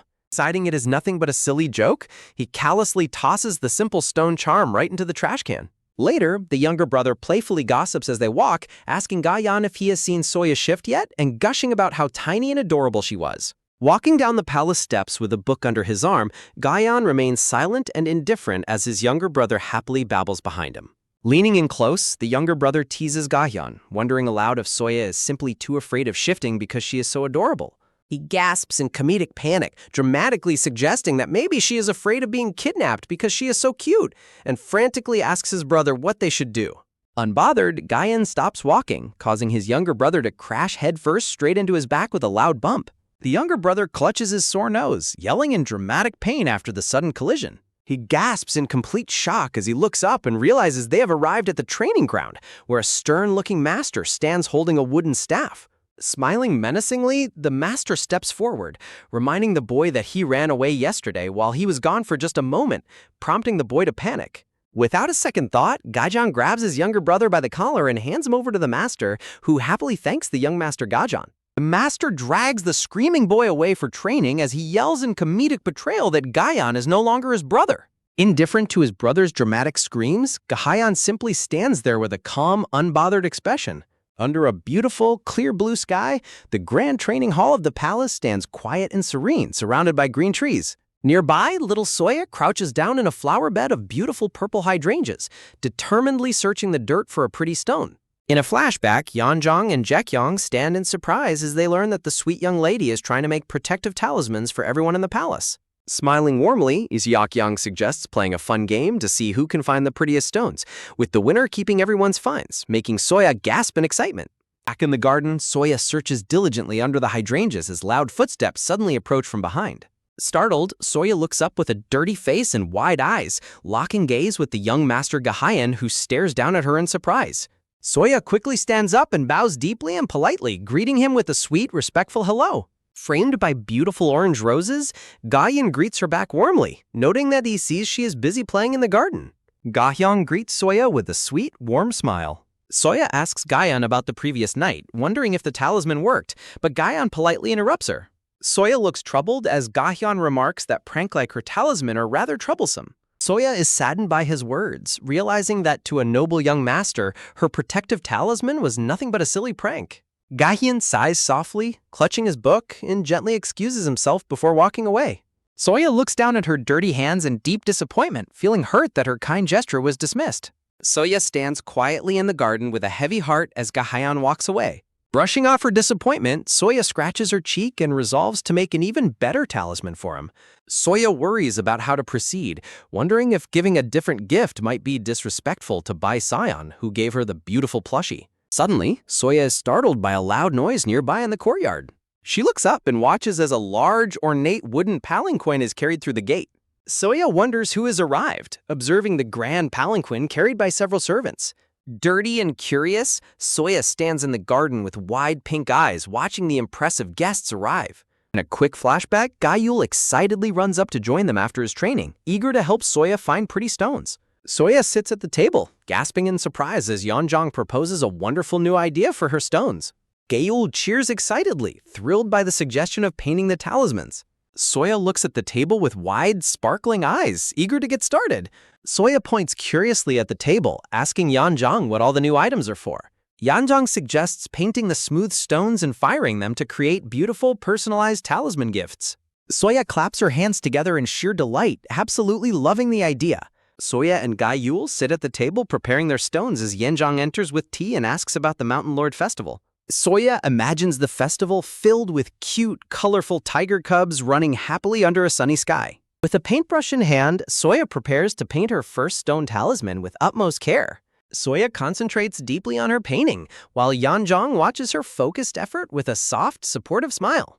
Meanwhile, Big Sa'on is informed that no one in the area has ever heard of the name Soya.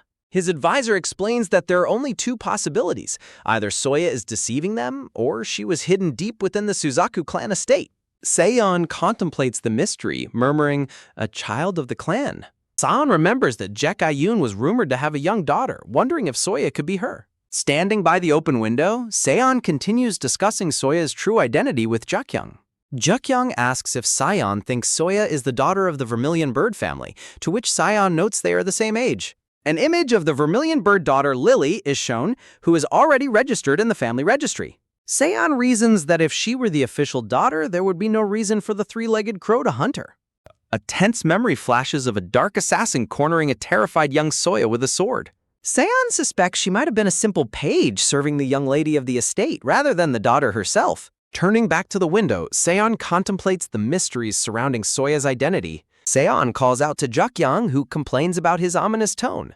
Seon reads a sweet letter from Soya, in which she warmly thanks him for the cute tiger plushie and promises to pray for his happiness. Seon clicks his tongue, trying to hide a flustered blush after reading her incredibly sweet letter. Jukyoung places several official scrolls on the table for Seon to review. Jukyoung teases Sa'on for neglecting his duties because he was too distracted by Soya, while a flustered Sa'on stammers a quick excuse. Jukyoung reminds Seon that he must eventually decide what to do with the young lady.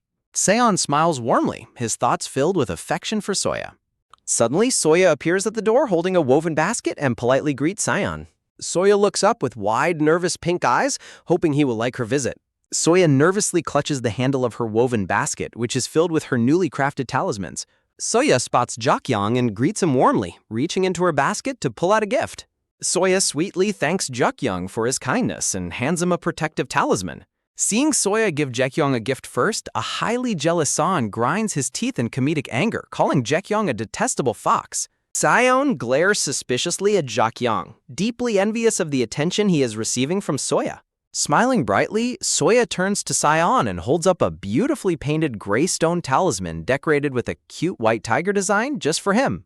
Baek-seon's eyes widen and his cheeks flush with a soft blush as Soya presents her handcrafted gift to him. Kneeling gently before Soya, Baek-seon takes her small hand and says, "You didn't have to go through the trouble of making one for me." Looking closely at the tiny gray pebble in his hand, Baek-seon tilts his head in confusion, asking, "Why is there a cat drawn on mine?" Soya nervously looks away, sweating as she weakly clarifies, "A tiger?"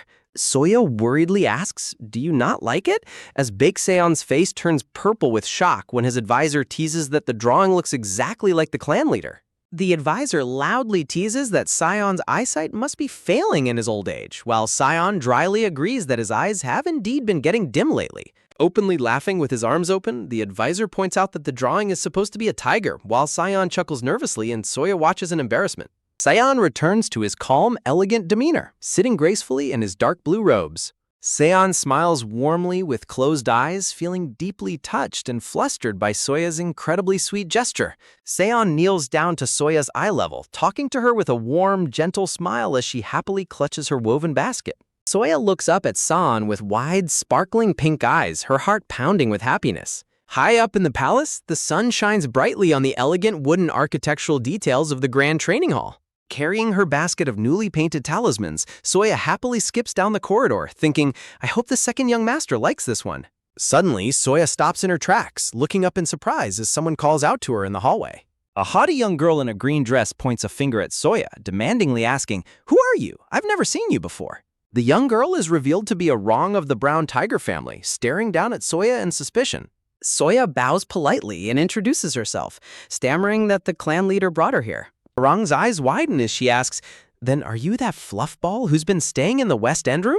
Soya looks up in confusion as Arang mentions what the young lady of the estate had told her.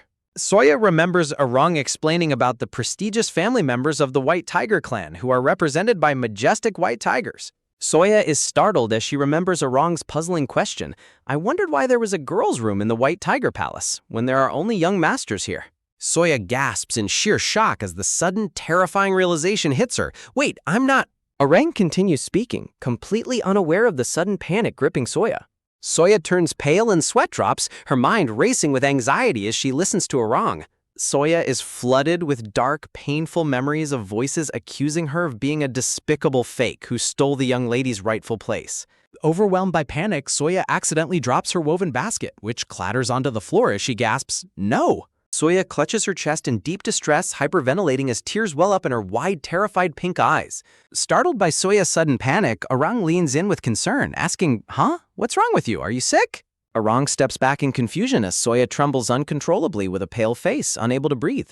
Suddenly, Unseo of the Silver Tiger family steps forward with a fan, sternly reprimanding Orang for disappointing her by bullying a small, weak child who isn't even a tiger. Orang's face pales in shock and panic as she is accused of bullying.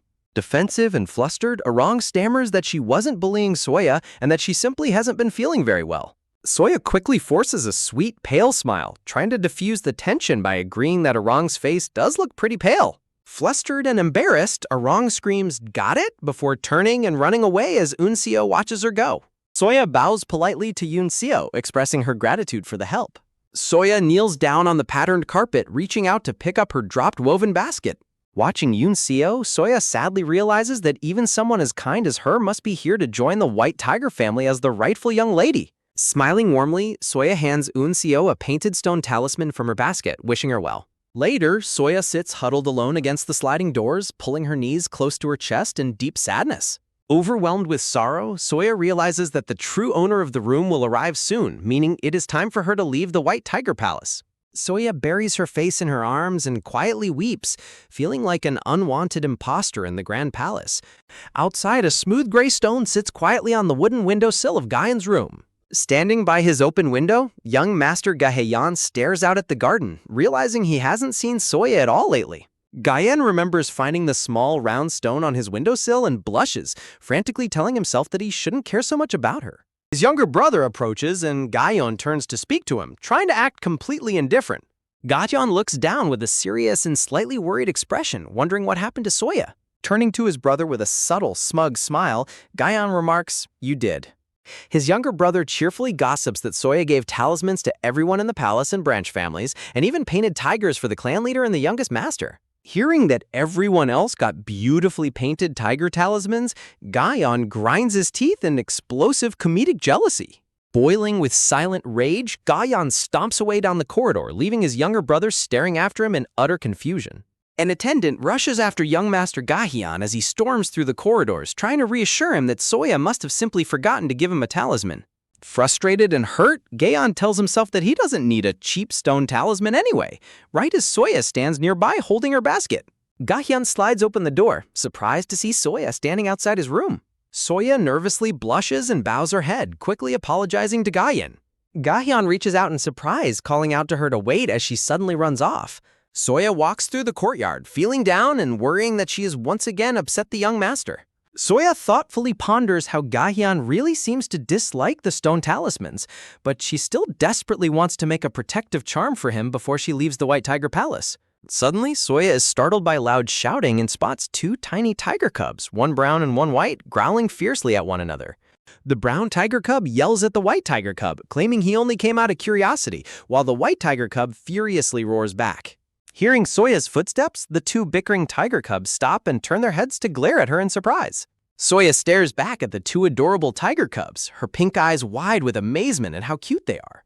The two cubs immediately stop fighting, transforming into their cute chibi forms as they stand side by side. The brown tiger cub suddenly lets out an angry roar, demanding to know where the white tiger cub thinks he is going. The white tiger cub pounces playfully towards Soya, prompting the brown tiger cub to bite his tail to stop him. Soya falls onto the grass as the two energetic tiger cubs pile on top of her, still bickering. Brown tiger cub sits on the ground looking utterly depressed and tearful, realizing Soya fell because of him. Soya gently reaches out her hand toward the sad little cub to comfort him.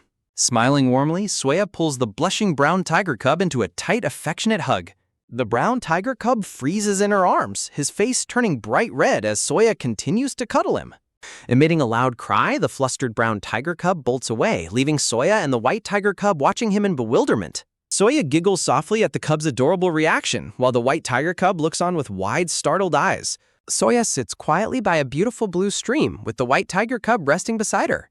Soya asks the white tiger cub if he is sulking because she compared him to Lady Arong, while the cub grumbles in his thoughts about being abandoned by his master.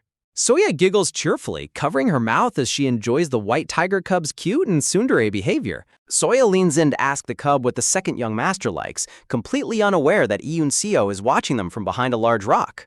Sensing an intruder, the white tiger cub growls protectively and glares toward the rock. Sparks of blue energy crackle around the white tiger cub as he prepares to spring into action. With a fierce roar, the white tiger cub leaps over the rock and pounces directly onto a startled Seo, who screams in shock. The white tiger cub growls aggressively, determined to protect Soya from the hidden observer. Soya quickly picks up the white tiger cub to pull him away, while Seo lies on the grass with a dizzy expression. Soya holds the wriggling cub and asks if he acted this way because he has never seen a tiger before, explaining that this is just how tigers play. Soya gently cradles the white tiger cub in her arms, softly asking if she startled him. Standing over Seo, Soya firmly instructs the white tiger cub that he must apologize to Lady Seo. Lady Seo looks up with a gentle smile and reassures Soya that she is perfectly fine. Standing up, Lady Seo mentions she overheard Soya wondering what young Master Gayon likes, which Soya happily confirms. Hearing that Soya wants to make another gift for Gayon, the white tiger cub yells in protest. The white tiger cub loudly grumbles that Gayon doesn't deserve any gifts, while Soya smiles and hugs him tight. Lady Seo warmly explains that young Master Gayon enjoys flower arrangement, suggesting that he would love a rare blue flower from Mount Horim. Soya's face lights up with sheer delight and excitement upon hearing this wonderful suggestion. Lady Seo watches Soya's joyful reaction with a soft, affectionate expression. The white tiger cub leaps down from Soya's arms and bounces away. Soya looks up in surprise as Lady Seo reaches out to hand her a beautifully crafted gift. Smiling sweetly, Lady Seo presents a lovely pink scent sachet to Soya, who warmly thanks her for the beautiful gesture. Soya waves goodbye and happily runs off, leaving Lady Seo standing alone in the quiet garden. Soya runs through the grand palace archway, her footsteps echoing in the peaceful courtyard. Left alone, Lady Seo's warm expression fades into a solemn and deeply contemplative look as leaves swirl around her. Night falls over the grand and majestic pavilions of the White Tiger Palace, bathed in deep blue shadows. Inside her quiet room, Soya sleeps peacefully under her warm blanket, clutching her beloved tiger plushie close to her chest. Meanwhile, the youngest master sleeps soundly on his back, snoring happily with a tiny bubble of drool. Early the next morning, Gahyun walks through the courtyard and greets his father, the white-haired clan leader, who turns back with a warm smile. The young, silver-haired boy looks down with a slight blush, nervously murmuring, "Tonight." The White Tiger clan leader places a gentle, reassuring hand on his young son's head as the boy crosses his arms in a quiet pout.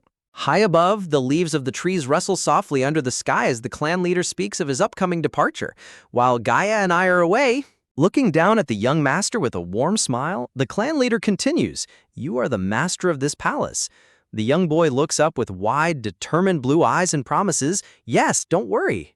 As twilight settles beautifully over the grand, traditional tiled roofs of the palace, an attendant remarks that young Master Gayan always seems happiest when he is with his lord. However, the clan leader thoughtfully replies, "Is that so? I think otherwise." Walking together through the peaceful palace courtyard, the clan leader tells his attendant with a subtle sigh, "Lately, he seems more interested in our little fluffball than in me." The clan leader smiles warmly, his blue eyes filled with soft affection as he looks out over the palace grounds, realizing how much his family has grown. Young Master Gahayan stands quietly, flooded with sweet memories of his family gathered happily around a low table, but a shadow of loneliness still lingers in his eyes. Sitting up in her cozy wooden bed, young Soya looks up in surprise at young Master Gayan, who stands before her looking slightly flustered and anxious. The clan leader turns his head with a knowing, subtle smile as he thinks back to the deep, protective bond forming between the children. In her room, Saya stands in front of her vanity mirror, dressed in a beautiful pink and white outfit. She clasps her hands together excitedly, her large pink eyes sparkling with sheer delight. Soya's eyes widen with pure wonder as the attendants present her with an adorable, custom-made tiger-themed lunchbox, prompting her to gasp, "A special lunchbox?" Overwhelmed with immense joy and gratitude, Soya lets out a delighted cheer of pure happiness, her face glowing with excitement. Watching Soya's adorable reaction, her beloved caretaker Yenjong is deeply moved, her eyes welling with tears of sweet affection. Yeonjong wraps her arms around Soya in a tight, dramatic embrace, crying comically as she laments, "I can't go with you." Beautifully illustrated silhouettes of a blue wolf and a red fox appear as the narrator explains that Sanho, the Indigo Wolf Clan representative, is set to join Baeksayan, while Yenjong of the Red Fox Clan must stay behind to guard the White Tiger Palace, meaning they cannot accompany Soya to Mount Horam. Yanjong clings to Soya in tearful desperation, asking if they should reschedule the trip after all, while a startled Sanho calls out her name in confusion. Trying to ease the heavy atmosphere, Sanho chuckles warmly with a bright smile and says, "It can't be helped." Sanho presents a beautiful, glowing blue gemstone pendant decorated with traditional white cloud patterns, promising Soya, "I'll lend you my precious gemstone." Sanho kneels down gently, carefully tying the protective blue gemstone pendant around Soya's neck as she watches him with a touched expression. Soya holds the heavy blue gemstone in her small hands, looking up at Sanho with a mix of surprise and quiet gratitude. Sanho smiles down at Soya with a remarkably warm and reassuring expression, wishing her a safe and wonderful journey. As the heavy wooden door slides shut, Sanho reminds Soya to be careful, to which her cute chibi head cheerfully responds, "Yes, don't worry, I'll be back before the sun sets." Early the next morning, the silver-haired youngest master slides open the sliding doors and runs out with a bright wave, shouting, "Good morning, are you all ready?" Soya, Sanho, and the youngest master bow politely to Yenjong, who bids them a safe journey with a warm and loving smile. A young girl with dark blue hair named Suri clenches her fist confidently, promising, "Don't worry, I'll take excellent care of her," while her older sister wags a finger with playful advice. Standing side by side, Soya, the silver-haired youngest master, and Suri beam with bright, joyful smiles, completely ready for their exciting outdoor adventure. Walking along a sun-dappled forest path, Suri turns back to ask, "Young lady, are your legs holding up okay?" To which Soya happily chirps, "Yes, Suri," as a playful white tiger cub hops behind them. Smiling sweetly, Soya proudly shows off her protective blue gemstone pendant to Suri as they continue their stroll through the quiet woods. The white tiger cub trots ahead with boundless energy, prompting a sweat-dropping Suri to giggle, "He's so excited since it's been a while." Suddenly, the group steps into a stunning, vast meadow filled with vibrant wildflowers, and Soya gasps in sheer amazement at the beautiful sight. Pointing excitedly toward a patch of flowers, Soya holds up her hand-drawn reference sheet and calls out, "Huh? Over there." Soya compares her sketch of a rare flower to a glowing blue blossom growing perfectly in the center of the sunny wildflower field. Bending down with Suri, Soya watches the curious white tiger cub sniff the rare blue flower. Suri asks thoughtfully, "Does it look like one to you?" Both girls sweat drop and watch in quiet amusement as the white tiger cub puffs out his chest with an incredibly smug and proud expression. The adorable white tiger cub proudly lets out a cute, triumphant roar, thrilled to have successfully helped Soya find the flower.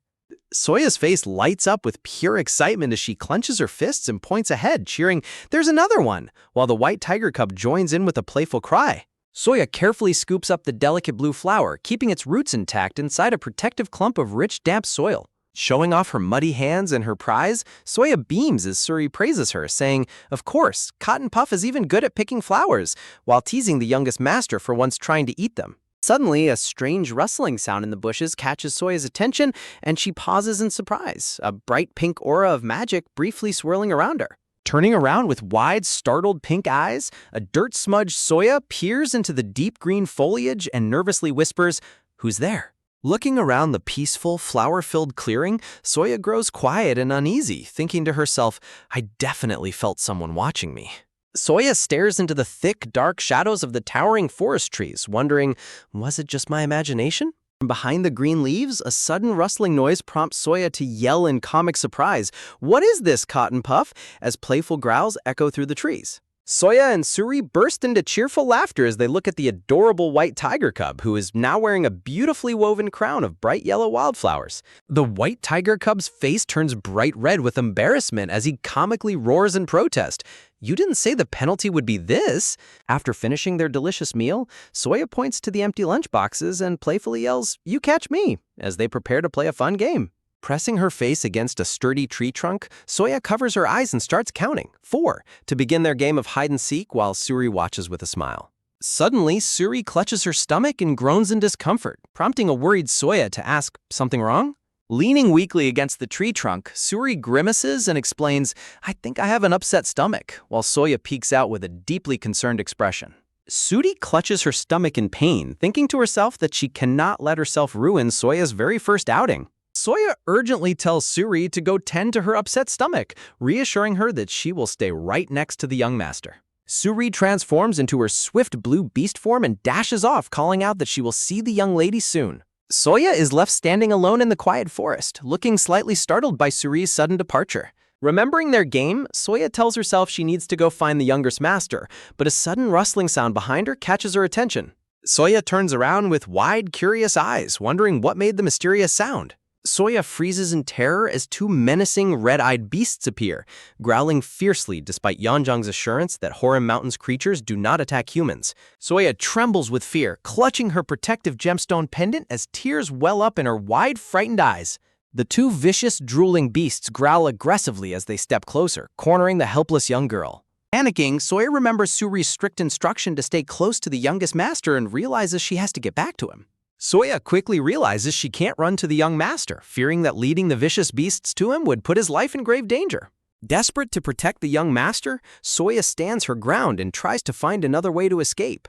Recalling the protective wind bead Sanho gave her, Soya finds the courage to run, hoping the magical gemstone will help her escape. Soya runs as fast as her small legs can carry her through the forest, with the two terrifying beasts hot on her heels. Panting heavily and covered in sweat, Soya continues her desperate escape through the dense trees. Spotting a massive, mossy boulder ahead, Soya looks back in fear, trying to devise a quick plan. Soya decides to climb the boulder where the beasts cannot reach her, channeling the magical power of Sanho's blue wind bead. After successfully scrambling onto the high rock, Soya looks down in relief, thinking that the beasts won't be able to reach her. However, Soya's relief is short-lived as her eyes suddenly widen in shock at what she sees below. To Soya's utter surprise, the two terrifying beasts are shivering in absolute fear, whimpering and backing away from the rock. Suddenly, a deep, heavy vibration rumbles beneath Soya's hands, making her realize that she isn't sitting on a normal rock. Soya peers downward in sheer terror, realizing that something massive and alive is moving right beneath her. Lost in shock, Soya loses her footing and begins to slide down the giant moving mass. With a jolt of panic, Soya realizes that the massive structure she climbed is not a rock at all. Soya lands hard on the soft grass, looking up in complete disbelief at the towering figure before her. The massive, shadow-draped creature looms high into the sky, revealing itself to be a terrifying magic beast. Soya sits frozen on the ground, staring up at the colossus that now completely blocks out the light. Soya tries to scramble away, but her body is completely paralyzed with fear, refusing to move. The slimy black creature drips with dark residue, staring down at her with hollow, glowing blue eyes. With a dirt-smudged face, Soya stares up blankly, preparing for the worst as the dark monster hovers over her. Suddenly, with a comical sound, the terrifying beast shrinks and transforms into an adorable, chubby black bird surrounded by sparkling stars. Soya watches in utter confusion as the massive monster changes its form, wondering if it has really turned into a harmless little bird. She warily studies the tiny creature, clutching her chest as she tries to process what just happened. Before Soya can fully understand, the creature shifts its form once again, transforming into a cute little black tiger cub with a blue ribbon on its paw. The little black tiger cub happily toddles over to Soya, who flinches in surprise as it approaches her. The black tiger cub sits down and pants happily, looking up at Soya with sparkling, innocent eyes. Soya tilts her head, completely bewildered by the creature's sudden and friendly change in behavior. The playful black cub rolls onto its back, wriggling happily in the grass to show Soya it means no harm. Soya gently admits she thought the creature was going to attack her, to which the cute cub vigorously shakes its head in denial. Soya and the friendly black cub sit together in the peaceful forest clearing, leaving a trail of tiny paw prints in the grass. Clasping her hands together with a bright, grateful smile, Soya's fear completely melts away. Soya warmly thanks the mysterious little creature for saving her from the two aggressive beasts. The adorable black cub smiles happily, pleased to have earned the young lady's trust and gratitude. Soya thoughtfully wonders if this shape-shifting bird and tiger cub was the one watching them earlier, but grows puzzled as to how it mimicked her form when she hasn't even shifted today. Soya recalls the history of magic beasts, remembering stories of how the Black Tortoise clan allegedly allied with an ancient evil 8 years ago to unleash terrible monsters. These terrifying monsters, known as magic beasts, were used by the Black Tortoise clan leader Hyun Rabak to attack the empire and plunge the entire continent into chaos. Violent magic beasts ravaged cities and towns, leaving burning ruins as innocent people fled for their lives in terror. During that devastating war, Soya's eldest brother, Son Yu of the Vermilion Bird clan, was drafted alongside the eldest young master of the White Tiger clan to fight on the front lines. Looking down at the harmless little cub, Soya realizes this is her very first time seeing a magic beast in person, having only read about them in scary stories as a child. Observing the cub's innocent face, Soya smiles softly and decides that this little magic beast doesn't seem like a bad creature after all. Soya introduces herself to the cute little gray tiger cub, asking him how he ended up in this part of the forest. Soya looks at the cub with deep concern, warning him that he'll be in big trouble if he stays here. Soya remembers how people might mistake the harmless cub for a wicked, dangerous beast and try to hurt him. Soya tearfully looks down at the adorable cub who stares back with a confused and curious expression. As Soya cries, the little tiger cub suddenly looks down at the dirt and begins scratching a line with his paw. The cute gray cub carefully draws a line in the soft earth, catching Soya's complete attention. Nodding proudly, the little tiger cub sits upright with a satisfied and happy expression on his face. Soya smiles warmly at the cub's adorable gesture and happily says, "I see. It's nice to meet you, Cielio." Turning around, Soya starts to worry about what she should do as the sun begins to set. Soya anxiously remembers that she promised Lady Yanzhang she would return before sunset. The sun sets behind the massive ancient peaks of Mount Horam, casting a warm golden light across the sky. In the elegant palace room, a young silver-haired boy named Siha greets a bowing servant, welcoming him back after a long time. A gray-haired young girl with bright purple eyes smiles sheepishly, apologizing for getting confused. Sia looks at her with a knowing, sly smile and warns her that others might think she's after the West End room.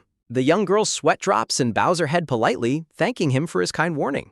Sitting down together for tea, Siha quietly reflects that maybe he should have been a bit kinder to her. While working at his writing desk, Siha suddenly realizes that he hasn't seen Soya at all today. In a panic, Siha suddenly stands up from the table, startling his young companion. Siha covers his mouth in shock, sweating as a terrible realization dawns on him. Siha runs urgently down the palace corridor with his servant following closely behind, asking what's wrong.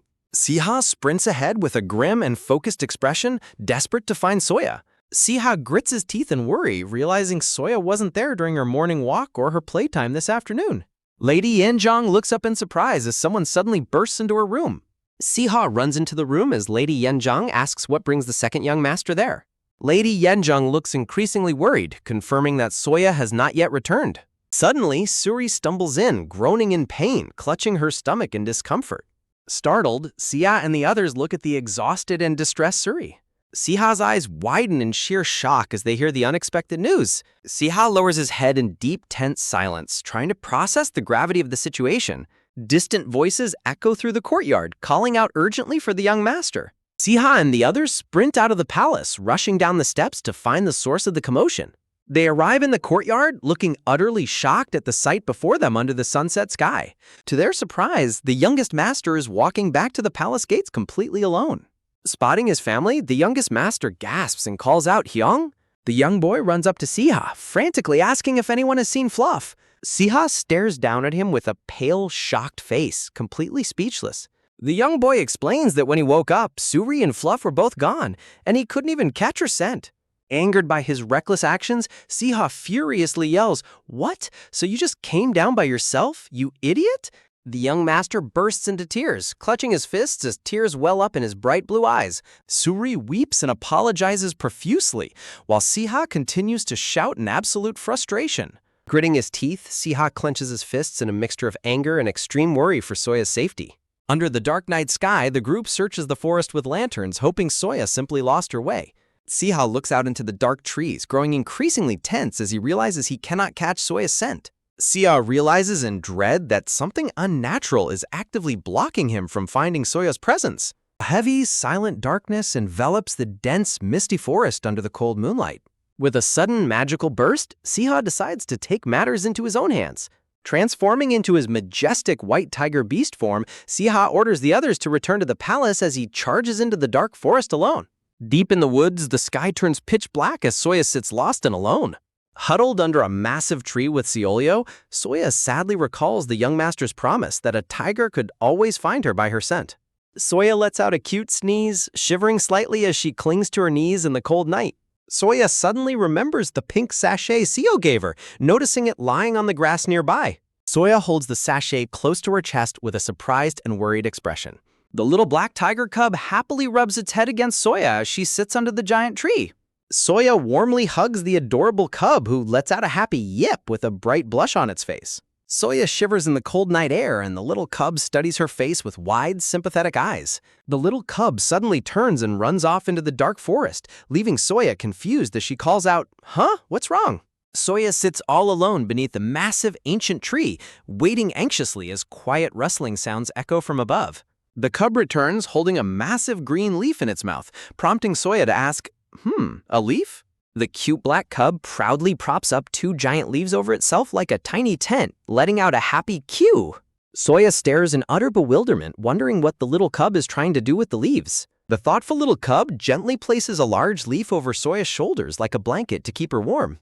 Soya smiles brightly, deeply touched and warmed by the little magic beast's sweet gesture.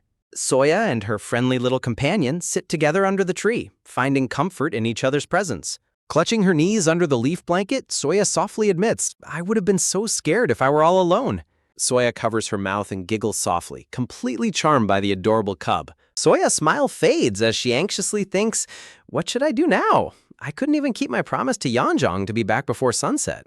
A beautifully decorated metallic cylinder with a purple flower emblem rests quietly among glowing white blossoms. Soya gasps in surprise, holding the cylinder tightly as she senses a sudden presence. Soya looks around warily as heavy, thudding footsteps echo through the misty woods, wondering, wait, is that another wild animal? The protective magical barrier in the sky suddenly cracks and shatters with a loud, resonant boom.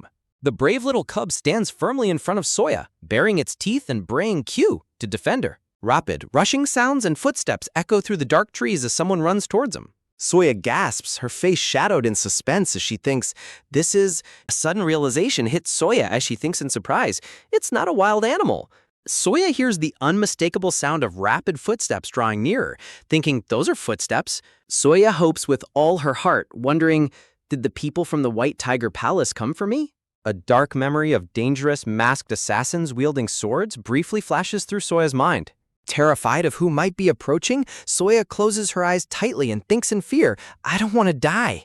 Soya stands frozen with tears in her eyes, bracing herself as a figure emerges from the darkness. Soya's eyes widen as a familiar voice calls out to her through the night sky, making her think, that voice. Suddenly, a silver-haired young boy rushes forward and pulls Soya into a desperate, tight hug. Soya stands completely frozen in absolute shock, unable to believe who has finally found her. The silver-haired young boy holds Soya tightly as if he will never let her go, surrounded by a warm, magical light. Soya rests her head on his shoulder, feeling her overwhelming fear and anxiety completely melt away. Soya blinks in confusion, realizing the second young master is trembling. Siha gently holds Soya, stroking her hair as he tries to soothe her and calm his own racing heart. Siha suddenly pulls back, grabbing Soya's hands with a pale, panicked expression as he looks at her in deep worry. Soya looks down at Siha's hands clutching her own, thinking his hands are so cold. Siha looks at her with a gentle, reassuring expression, saying, not because of you, but because of myself. Siha gently drapes his warm white outer robe over Soya's shoulders to keep her warm. Carrying Soya on his back, Siha walks through the quiet, misty forest while the little black cub follows closely behind. Soya holds on to Siha tightly, softly saying, young master, I'm really okay. Resting her head against his shoulder, Soya warmly reflects, that's right, the second young master's back feels just like Lord Seon's. Siha explains his delay, saying, to get to you sooner, but it took some time. There was a strange barrier in the way, and I had to break through it. Suddenly, the little black tiger cub bites and pulls on Siha's robe, prompting him to grumble, what the, now that I think about it, you've been following us this whole time, haven't you? Siha glares suspiciously at the little cub, wondering in realization, wait, was that barrier from before this thing's doing? Siha turns back, giving a sharp, protective glare at the mysterious little beast. Siha asks Soya with deep concern, beasts on Horror Mountain attacked you? Soya looks down sheepishly and answers, yes. You see, what happened was, Soya buries her face in Siha's back in deep regret, anxiously thinking, what should I do? Suri told me to make sure I stayed right by the youngest young master's side. He must be angry that I couldn't keep my promise. Were you bitten? Are you sure you're not injured? Siha asks in deep concern while carrying Soya on his back. She responds gently, oh, yes, I'm okay. Sanho lent me a wind bead, so I was able to get away. Soya smiles softly and rests against Sia's back as they walk, while Sia blushes slightly under her gentle weight. Soya peers over Siha's shoulder with wide, curious eyes as he walks silently under the evening sky, his face flushed with embarrassment. Soya notices the tear in Siha's robe and minor scratches on his shoulder, wondering with deep concern, did he get hurt while looking for me? The adorable little black cub walks behind them, prompting Siha to look back and think, if what she says is true, it doesn't seem dangerous. Let's just leave it be for now. A pristine white bead rests on a soft cushion, surrounded by glowing light and beautiful berries. Walking under the starry night sky, Siha's voice carries a soft apology. I'm sorry. Everything I just said was just an excuse. Siha closes his eyes and clenches his teeth, his face burning red as he carries Soya through the quiet forest. Memories of his cold and harsh behavior towards Soya flash before him like bubbles as he thinks regretfully, being cold to you when you were already struggling in a strange place? And saying those mean things, ignoring all the effort you put in, it was all my fault. Under the soft moonlight, Soya holds onto him tightly, finding comfort on his warm back as the little cub follows them. Soya snuggles close to him with a happy and warm smile on her face. Soya whispers, "Thank you, young master," causing Siha's eyes to widen in shock as he gasps.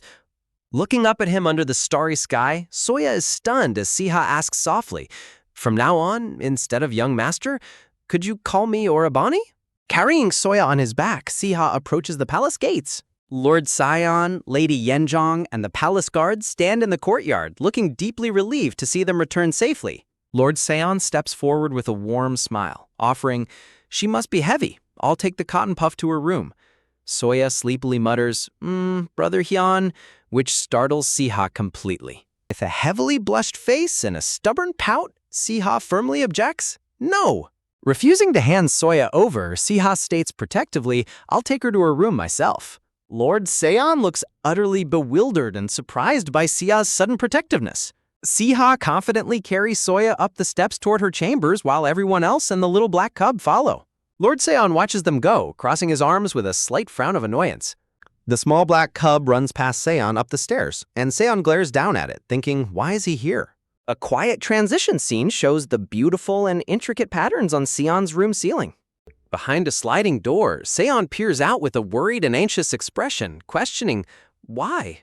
Seon watches Soya being carried in with deep envy and resentment, thinking, what's so special about her? Seon's inner thoughts turn bitter as she recalls, the tigers from the other branches were either fools or had no interest in being adopted, so I was certain the West End room would be mine.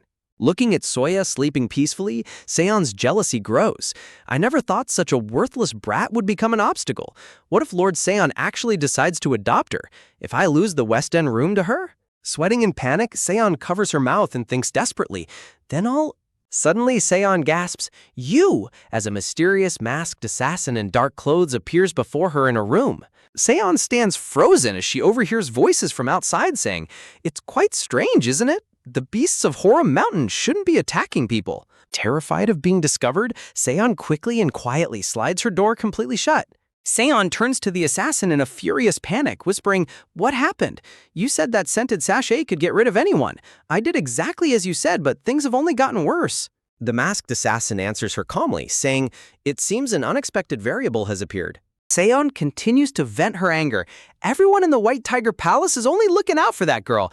At this rate, if she actually gets adopted into the White Tiger family, the masked assassin looks at her with a knowing, sly smile behind his black mask.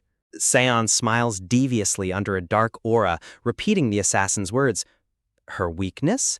The next morning, Soya wakes up safely in her cozy bed under the warm sunlight, looking peaceful and beautiful. Soya's attendants stand by her bedside, weeping tears of joy and relief. "We were so worried you'd be out there shivering all alone, my lady." Soya looks at them warmly, happy to see her loved ones safe and sound.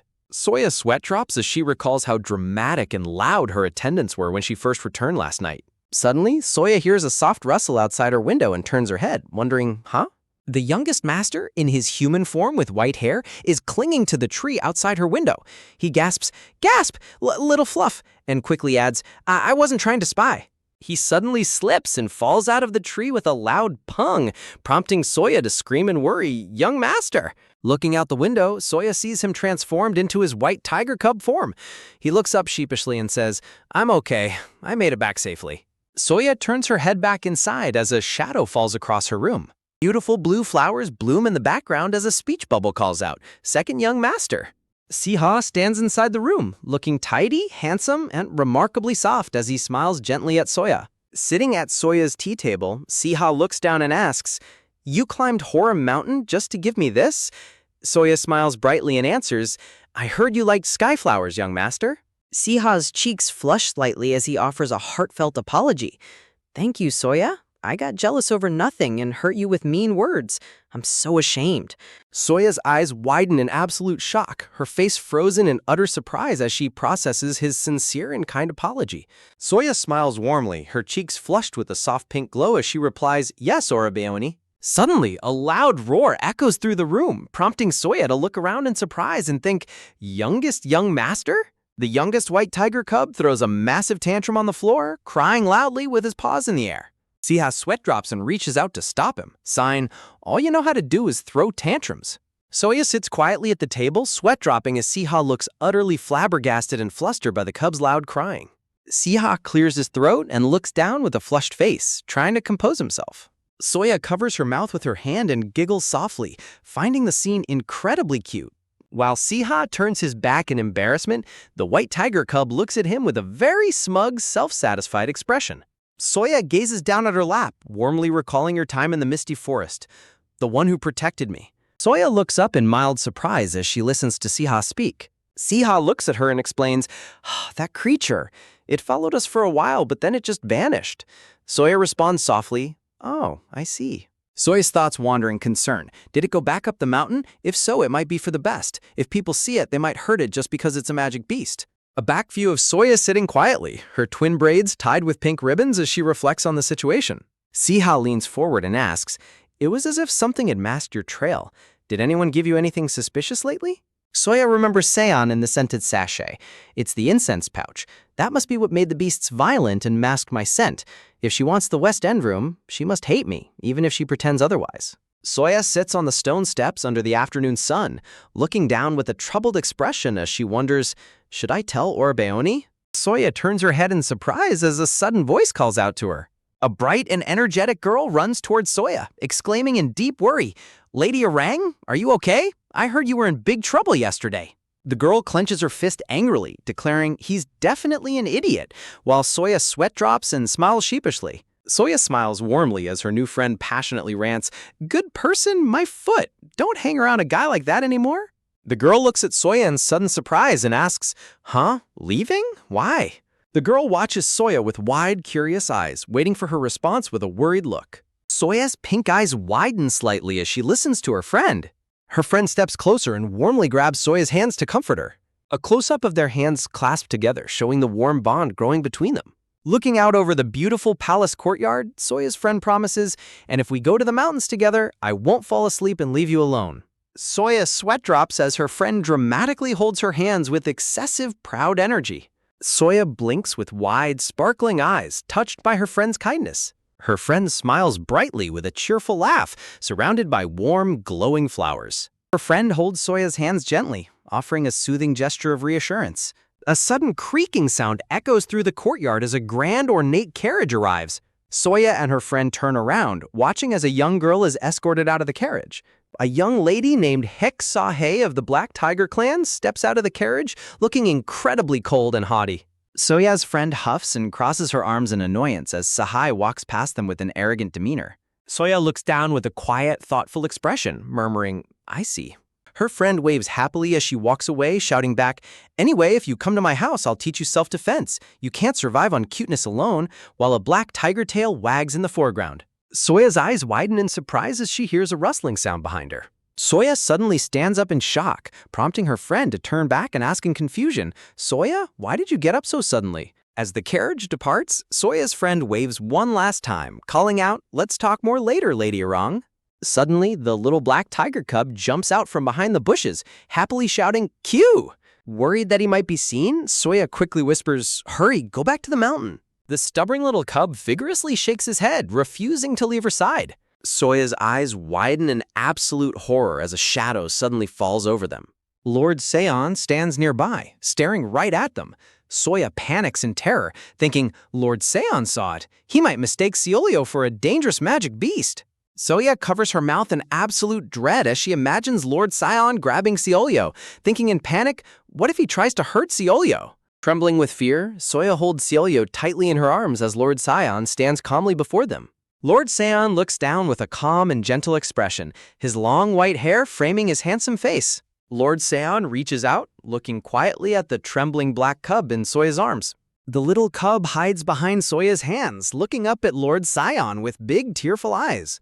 Lord Sion smiles warmly and gently strokes the cub's head, instantly melting away all of Soya's fears while the cub sparkles with pure happiness. Standing by the edge of the scenic pond, Sion looks down at Soya, who is kneeling and holding the little black cub Seolyo, and reassures her, saying, "Don't worry, Cotton Puff." A close-up of Sion smiling gently, his long, silky white hair framing his handsome face. Standing amidst a blazing, war-torn battlefield littered with fallen swords, Sion looks back with a solemn gaze, thinking to himself, has it been 7 years already?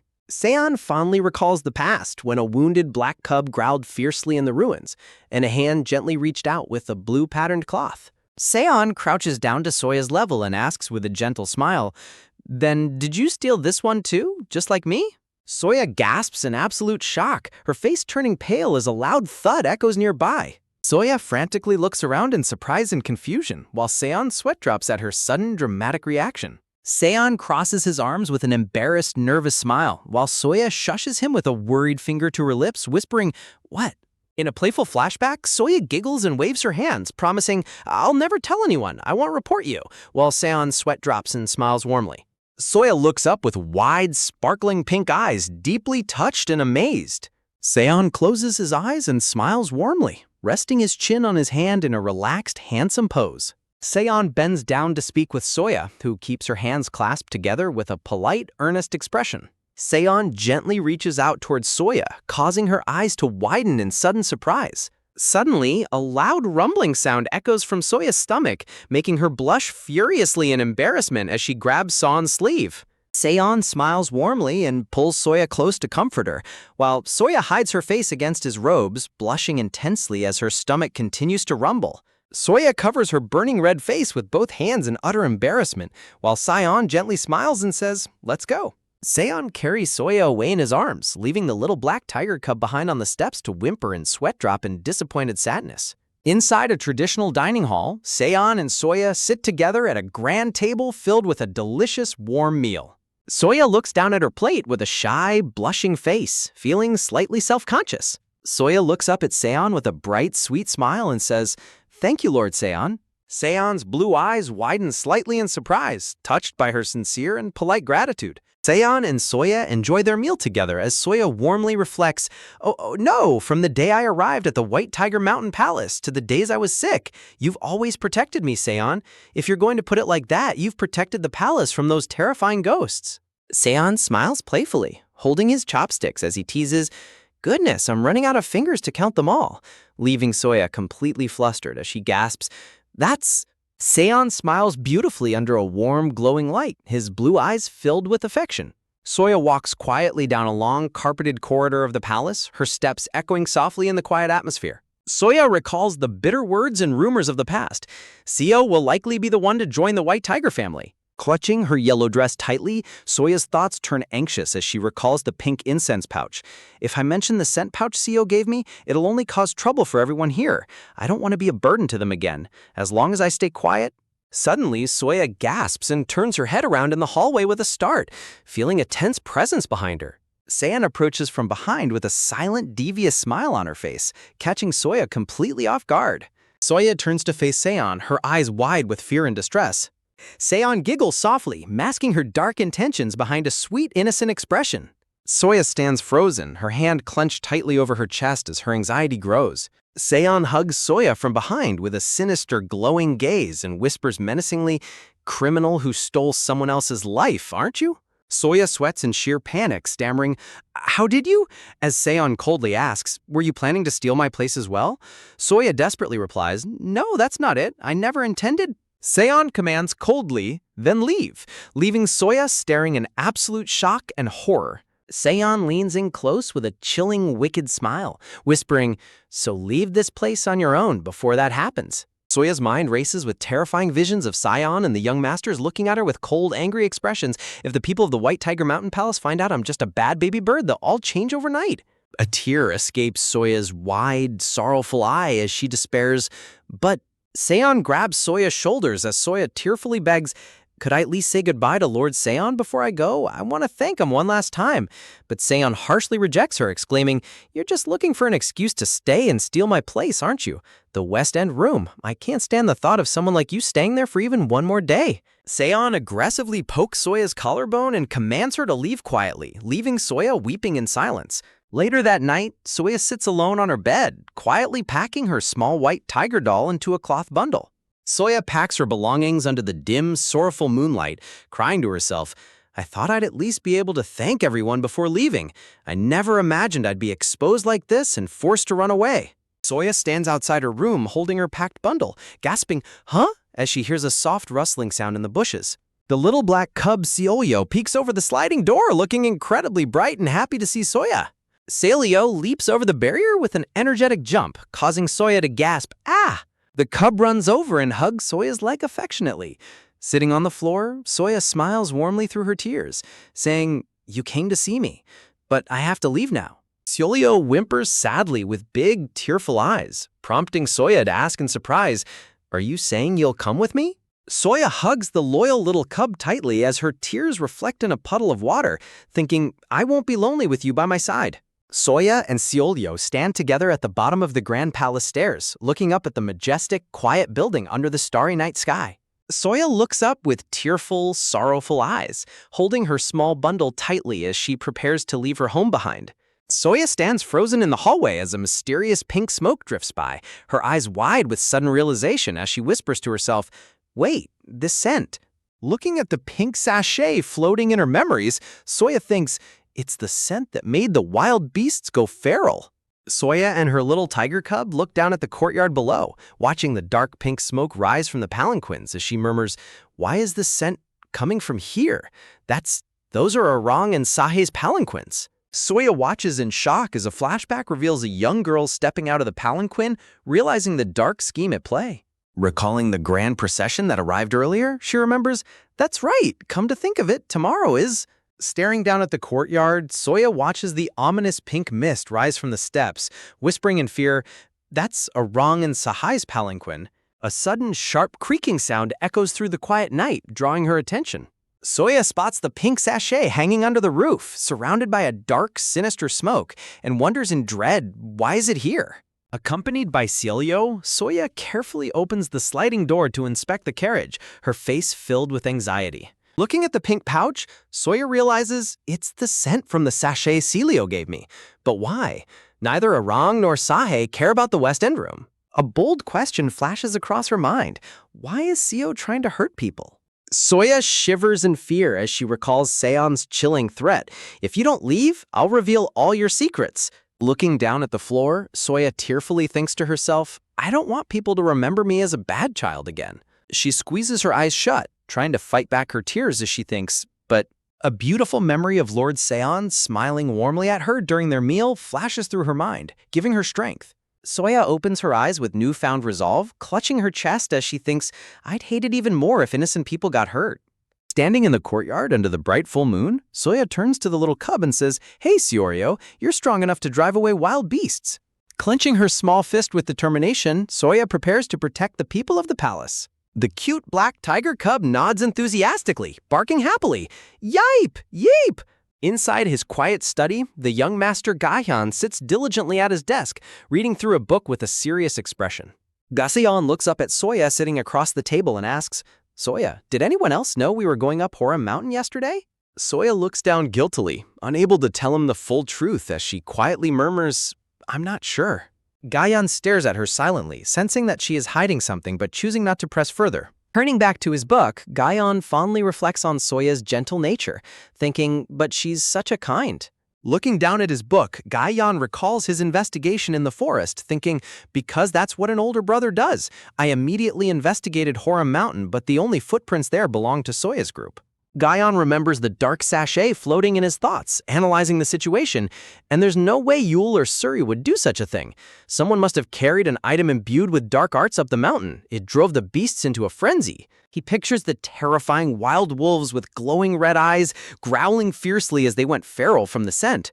Galleon imagines Soya running in terror through the dark, misty forest, realizing how close she came to danger. He reflects on how deeply loved she is, thinking, everyone originally at the White Tiger Palace, following my father's lead, adores Soya and calls her Cotton Puff. Settle on Gahyon's serious face as he deduces the culprit, thinking, in that case, out of everyone currently at the palace, the person who wants Soya gone the most is... A servant approaches Gahyon's desk and hands him a wrapped package, prompting him to ask, oh, are they ready already? Gahyon holds the small package close to his chest and smiles warmly, imagining how happy Soya will be to receive it. With a beautiful, gentle smile, the young master looks down at the white cloth packet in his hand. Later that night, Gahyon stands outside Soya's sliding door and calls out softly, Soya, it's me, Gahyon. Are you asleep? He slides the door open, only to find the room dark and empty, wondering, is no one here? There's no way she'd be out of her room this late. Sniffing the air, Gahyon notices a strange, lingering aroma and gasps in alarm. Don't tell me. Feeling a sudden wave of panic wash over him, Gahyon thinks, did something happen again already? Gahyon dashes through the palace corridors as fast as his legs can carry him. Gahyon bursts into Seon's quarters, catching the maid and Seon completely by surprise. A close-up of Gahyon's fist clenching tightly as his anger reaches its boiling point. Gahyon grabs Seon by her collar, his blue eyes blazing with fury as he demands coldly, where is Soya? Seon aggressively brushes his hand off her shoulder, shouting back in indignation, why are you looking for that girl here? You're the... Seon looks incredibly defensive and sweaty as Gahyon glares down at her with a furious expression. The terrified maid steps in to protect Seon, looking at Gahyon with wide, frightened eyes. Gahyon shouts in anger, completely losing his temper as he confronts Seon. Gahyon suddenly pauses, his eyes widening in shock as a calm voice calls out to him. Several palace servants peek into the room, whispering in concern. I came out because of the noise, and the second young master was... Servants freeze in absolute awe as a majestic figure steps into the room. Lord Sa'on stands calmly before them, his long white hair framing his handsome but stern face, as Gahyon mutters in surprise, Father. Seon walks over and gently places a reassuring hand on Gahyon's shoulder, instantly calming the boy's anger. Gahyon remains silent, his expression tense as his father gently calms him down. Gahyon gasps in surprise and asks in shock, what? The young maid screams in shock and terror, while the second young master, Gahyon, stands frozen behind her in disbelief. Gahyon looks around in confusion, asking, where? Soya stands alone, downcast, as a voice explains, she said she couldn't stay here anymore because the West End room was getting a new owner. Gahyon's face darkens with intense fury as a heavy, ominous aura surrounds him. Lord Seon demands in a serious tone, what do you mean the Silver Tiger clan is behind this? Seon angrily defends herself, shouting, don't accuse us without evidence. Seon points an accusing finger and exclaims, Orang and Sahe are only here for the Mountain Lord Festival because they want the West End room. Seon smugly questions, besides, could the beasts really have turned violent? Isn't it possible that girl is lying?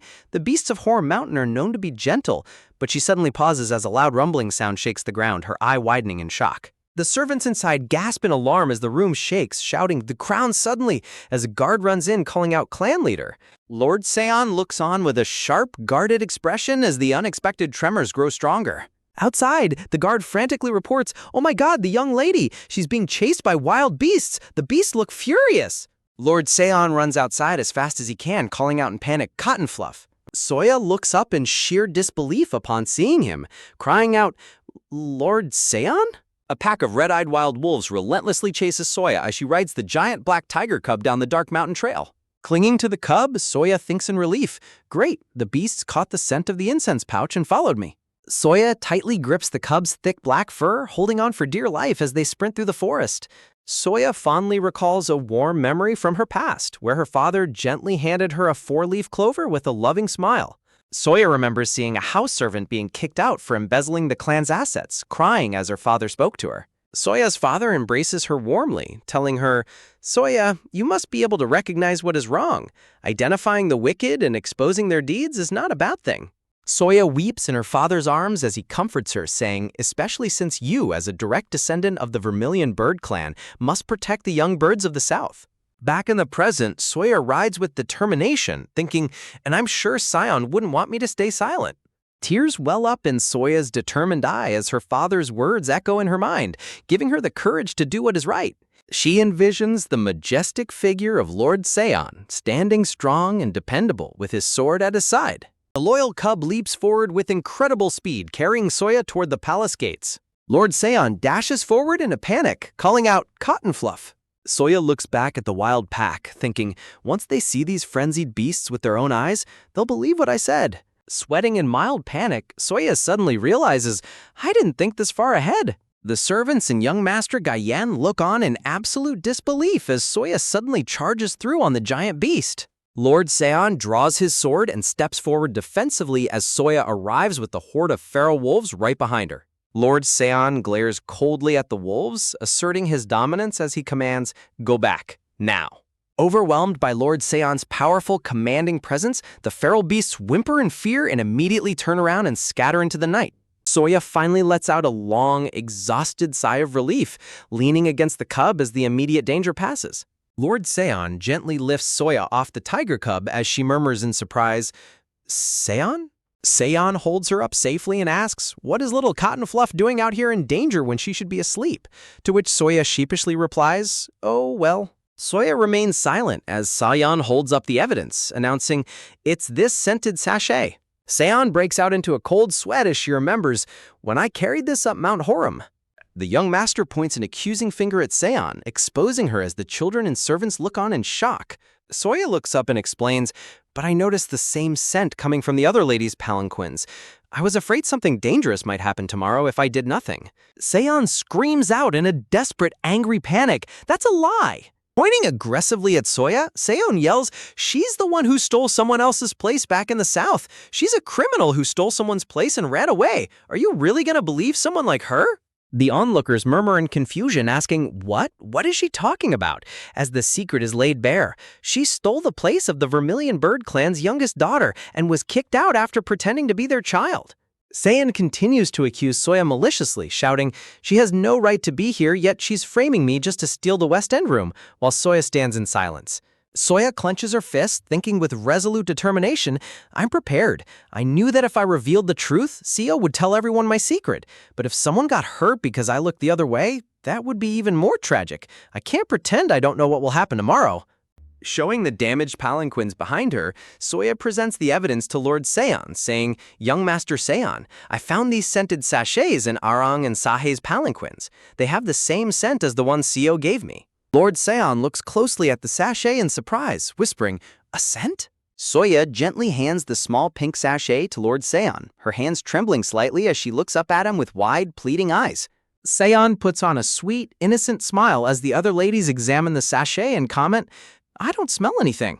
Seon snickers maliciously in her mind, thinking, "How foolish. There really is no scent coming from the scented sachet." A maid dressed in brown uniform bows respectfully to Lord Seon, saying, "Yes, clan leader." Lord Seon stands with a stern, handsome face, looking ahead with cold determination.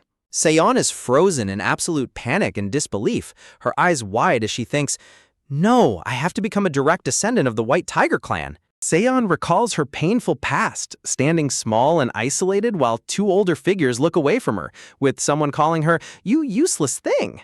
Seon's maid desperately pleads with the clan leader, shouting, "Clan leader, how can you listen to only that child's claims?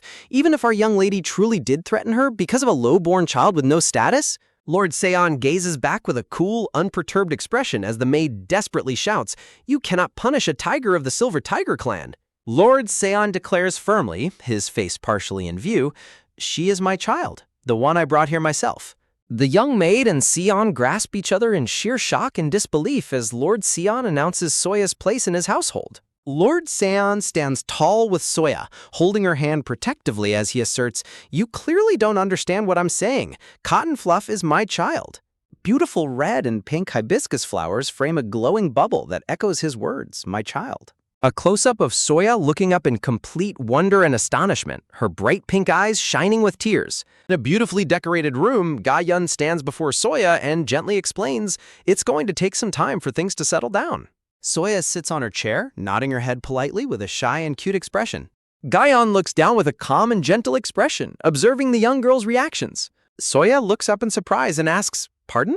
Speech bubbles appear on screen saying, "I heard everything from the Tiger Clan members, that you were planning to leave the White Tiger Palace." Lord Seon looks surprised and turns around in the background as the maid in yellow panics, questioning Soya's sudden decision. Gahyun leans in close to Soya and demands with concern, "Why were you trying to leave so suddenly? Is it because I said those mean things and treated you so badly?"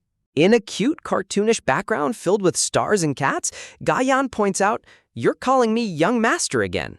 Gahyun clenches his fist with a blushing face, tears welling in his blue eyes as he pleads, "So please don't go, Soya."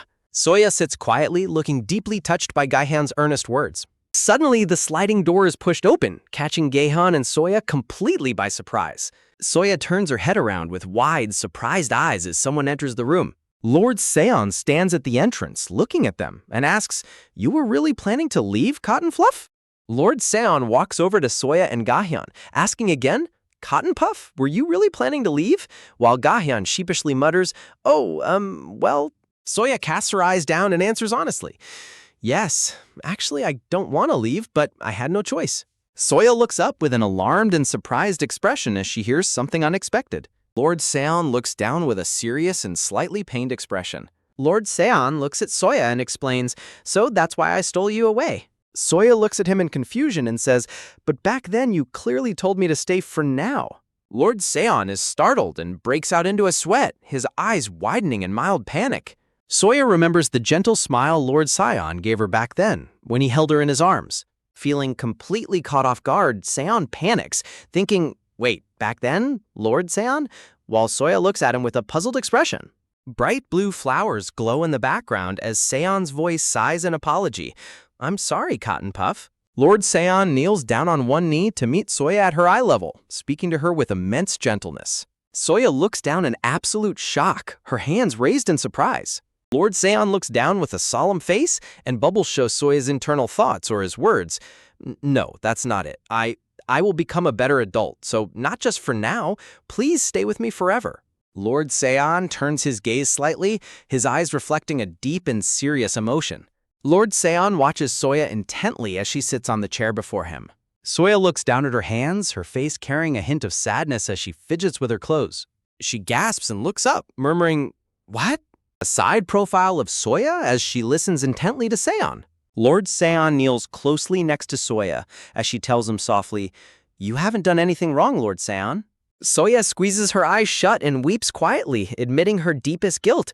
"I stole someone else's life."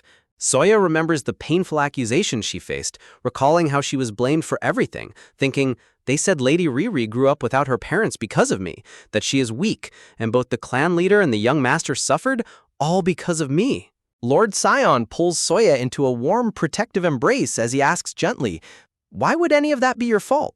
Lord Seon's blue eyes blaze with intense fury as he clenches his teeth, muttering in anger, "Those damn bird brains." Lord Seon recalls the dark memories of the physical abuse Soya endured, remembering the report, "While helping her bathe, I noticed that her body was covered in scars." Holding her close, Lord Seon comforts Soya with deep tenderness, saying, "You're only 9 years old and so much smaller than other children your age. You're still just a child who needs to be protected." Soya looks up with tears streaming down her blushing face as Lord Seon gently cradles her face and reassures her, "They're the ones who are wrong, not you." Soya weeps with deep emotion as she looks up, murmuring, No one has ever listened to me before." To which Lord Seon replies with gentle warmth, "Because there was something wrong with the world you've lived in until now. So from now on, I'll show you what the world should be like." Framed by beautiful pink flowers, Lord Seon gazes down with deep affection and asks, "So please, be my daughter, Cotton Puff." Soya looks up in complete tearful wonder, her bright pink eyes shining as tears of joy stream down her face. Standing in the grand hallway, the retainer observes Lord Seon holding his chin and comments, "Oh dear, you finally went and did." Looking off to the side, Lord Seon smiles softly and wonders, "I wonder if this is what it feels like to have a daughter."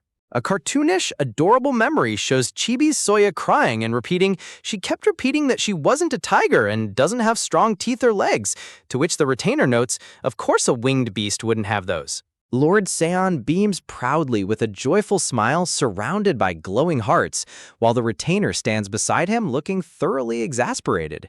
Caught off guard by the retainer's sharp look, Lord Seon averts his eyes in a mild blushing sweat and mutters, "Well."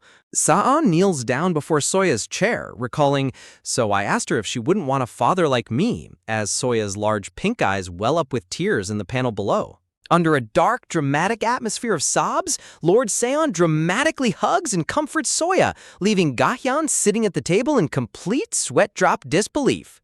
Looking back calmly at his retainer, Lord Seon notes, she didn't say no, did she? The retainer panics dramatically, shouting in concern, "But the duties of a direct descendant, Lady Cottonpuff might get hurt."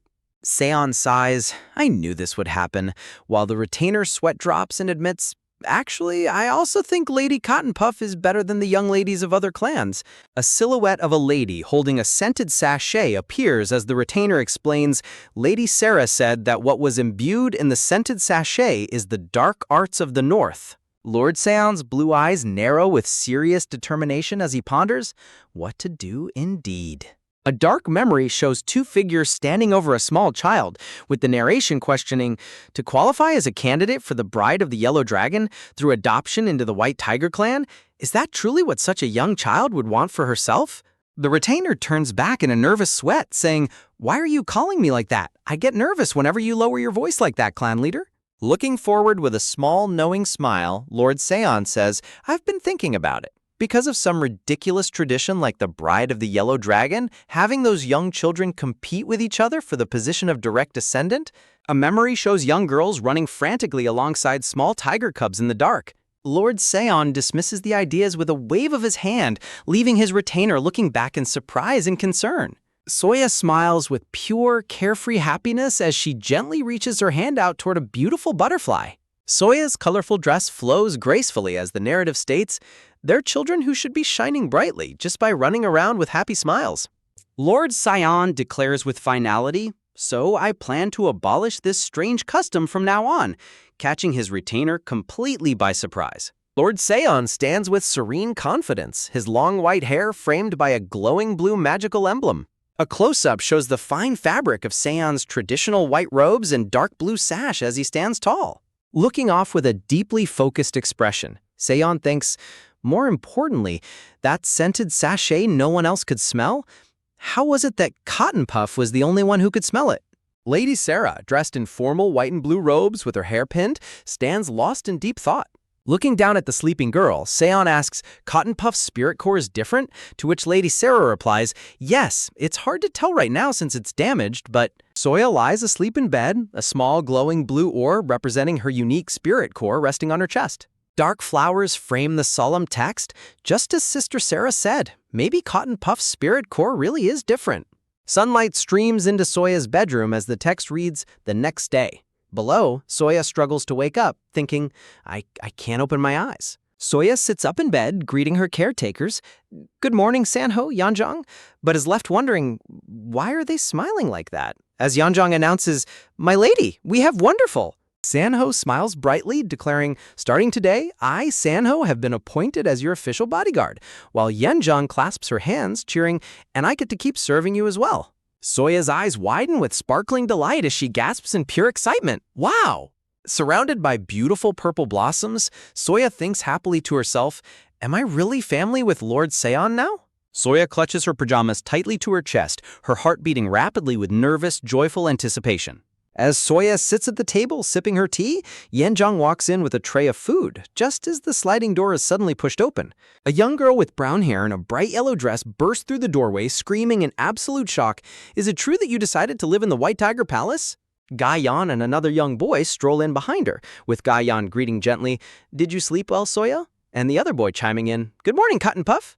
The brown-haired girl eagerly rushes over and grabs Soya's hands, leaving Soya stammering, well, that is..." Gahyeon places a hand over his forehead in exasperation, sighing, "Becca Yul, you should call her Soya from now on." Gahyeol hugs Soya protectively and yells, "My little sister, not that dumb white-haired tiger's," while the other boy spits out his tea in shock, gasping, "What? Right now?" Soya and Gahyeol look at each other with wide, surprised eyes as a caption highlights, "You're both 9." Gahyeol looks completely devastated, yelling in denial, "That can't be, he's lying, right?" While Soya sweats with a nervous smile. The gray-clad boy laughs heartily, shouting, "And call me older brother too, Brown Tiger," to which Gahyeol aggressively snaps back, "No way," while Gahyeon watches in deadpan silence. Under the table, Soya reaches out with a trembling hand and gently grabs Guyon's blue sleeve. Soya looks up at Guyon and says with sweet, shy hesitation, "Ah, yes, yo, older brother."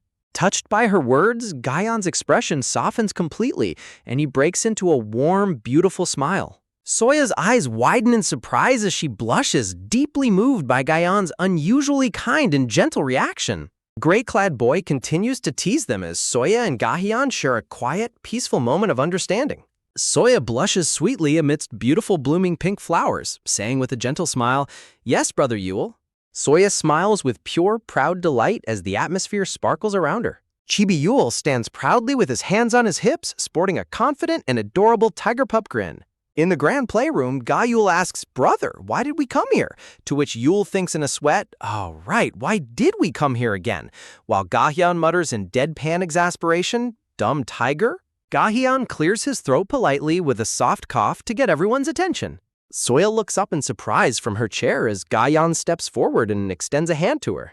Lord Seon smiles with serene warmth, clasping his hands together happily. The four children, Soya, Gayul, Gahyeon, and Yule, stand close together with bright, happy smiles on their faces. As Jiakyung enters carrying a tall stack of books, Yule voices his concern, asking, "What if Soya gets hurt?" Jukyong walks past the children carrying the paperwork, while Lord Seon remains seated at the long table in the background, smiling contentedly. Lord Seon strokes his chin thoughtfully, murmuring to himself, "Yes, definitely." Lord Seon teases his busy retainer, saying, "Too bad for you, Judge Yong, for not having a daughter," prompting Judge Yong to sigh, "Well, thanks to a certain someone, I work every single day and haven't even been able to get married." Lord Seon cheekily adds, "Is it my fault that you aren't married? It's just a lack of ability on your part," leaving Jokyong fuming in silent irritation. Lord Seon looks suddenly startled, raised in mild panic as he realizes something.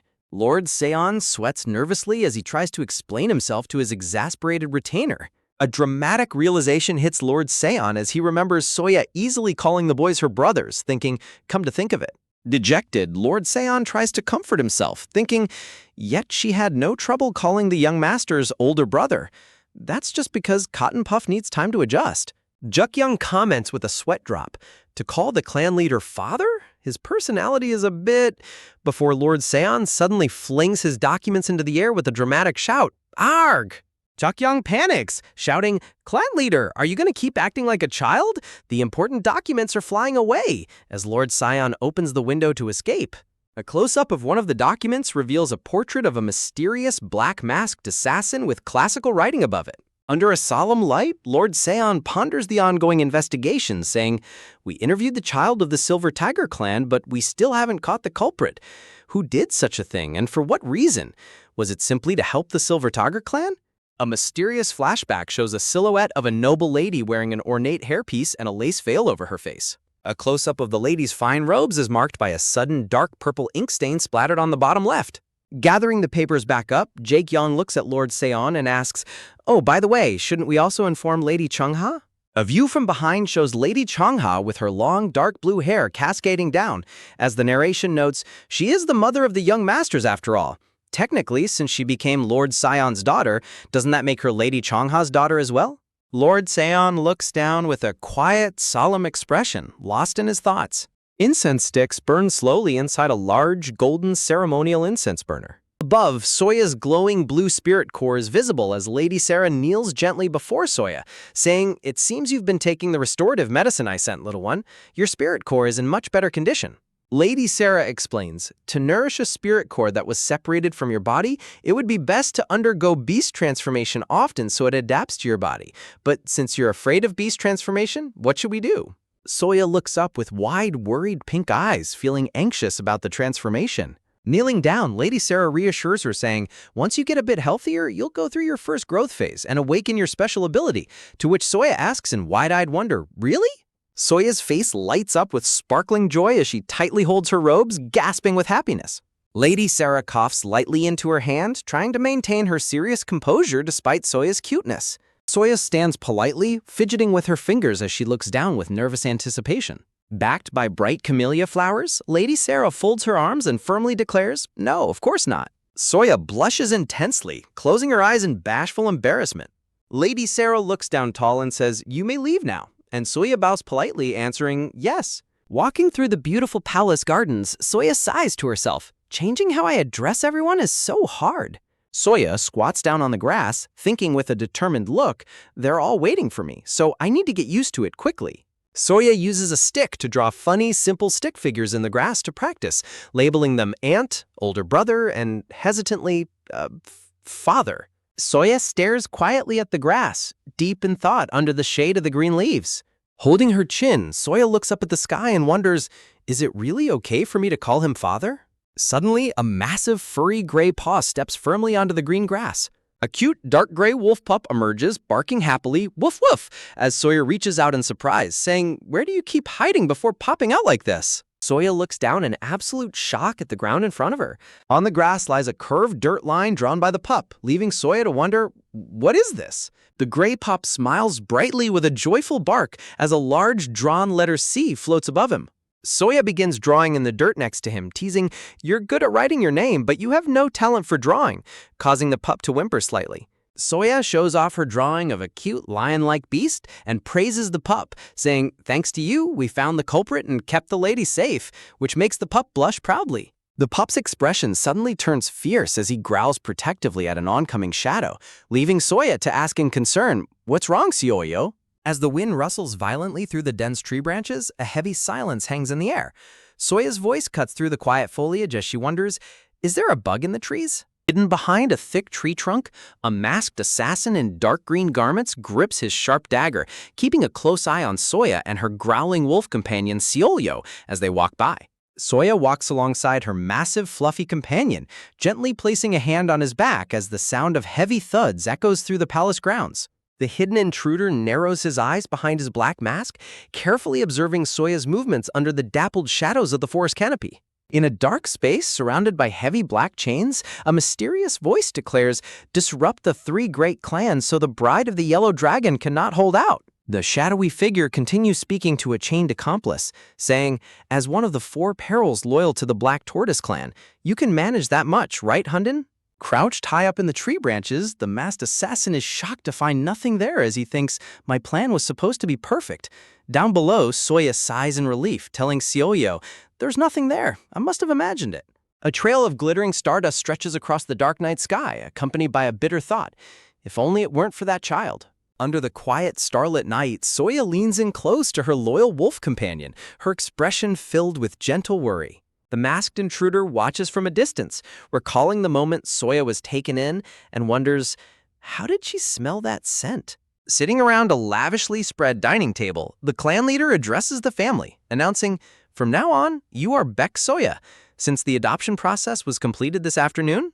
Lord Seon smiles brightly as he declares, "Introduce yourself as Baek Seon's daughter, Baek Soya." Soya beams with adorable, pure happiness, raising her chopsticks as she cheers, "Yes, Lord Seon." Holding her chopsticks close, Soya blushes and smiles warmly, her heart overflowing with gratitude. The young gray-clad tiger boy waves his fist excitedly, saying, "You and I both have Baek in our names, Cotton Puff," while Gaion casually sips his tea and retorts, "Don't be stupid." The tiger boy aggressively defends his claim, shouting, "Father said having Baek in our names means we're family. That means Cotton Puff and I are really family now." Gaion lets out a silent sigh of exasperation as he pops a piece of food into his mouth. Soya giggles softly, covering her mouth with a bright, blushing smile as she watches the boys bicker. Lord Seon watches Soya eat with a warm, satisfied smile, pleased to see her so happy. Gaion reflects on a past conversation about whether Soya felt uncomfortable around the clan leader, recalling how easily she called the young masters her older brothers, leaving Sion hilariously dejected.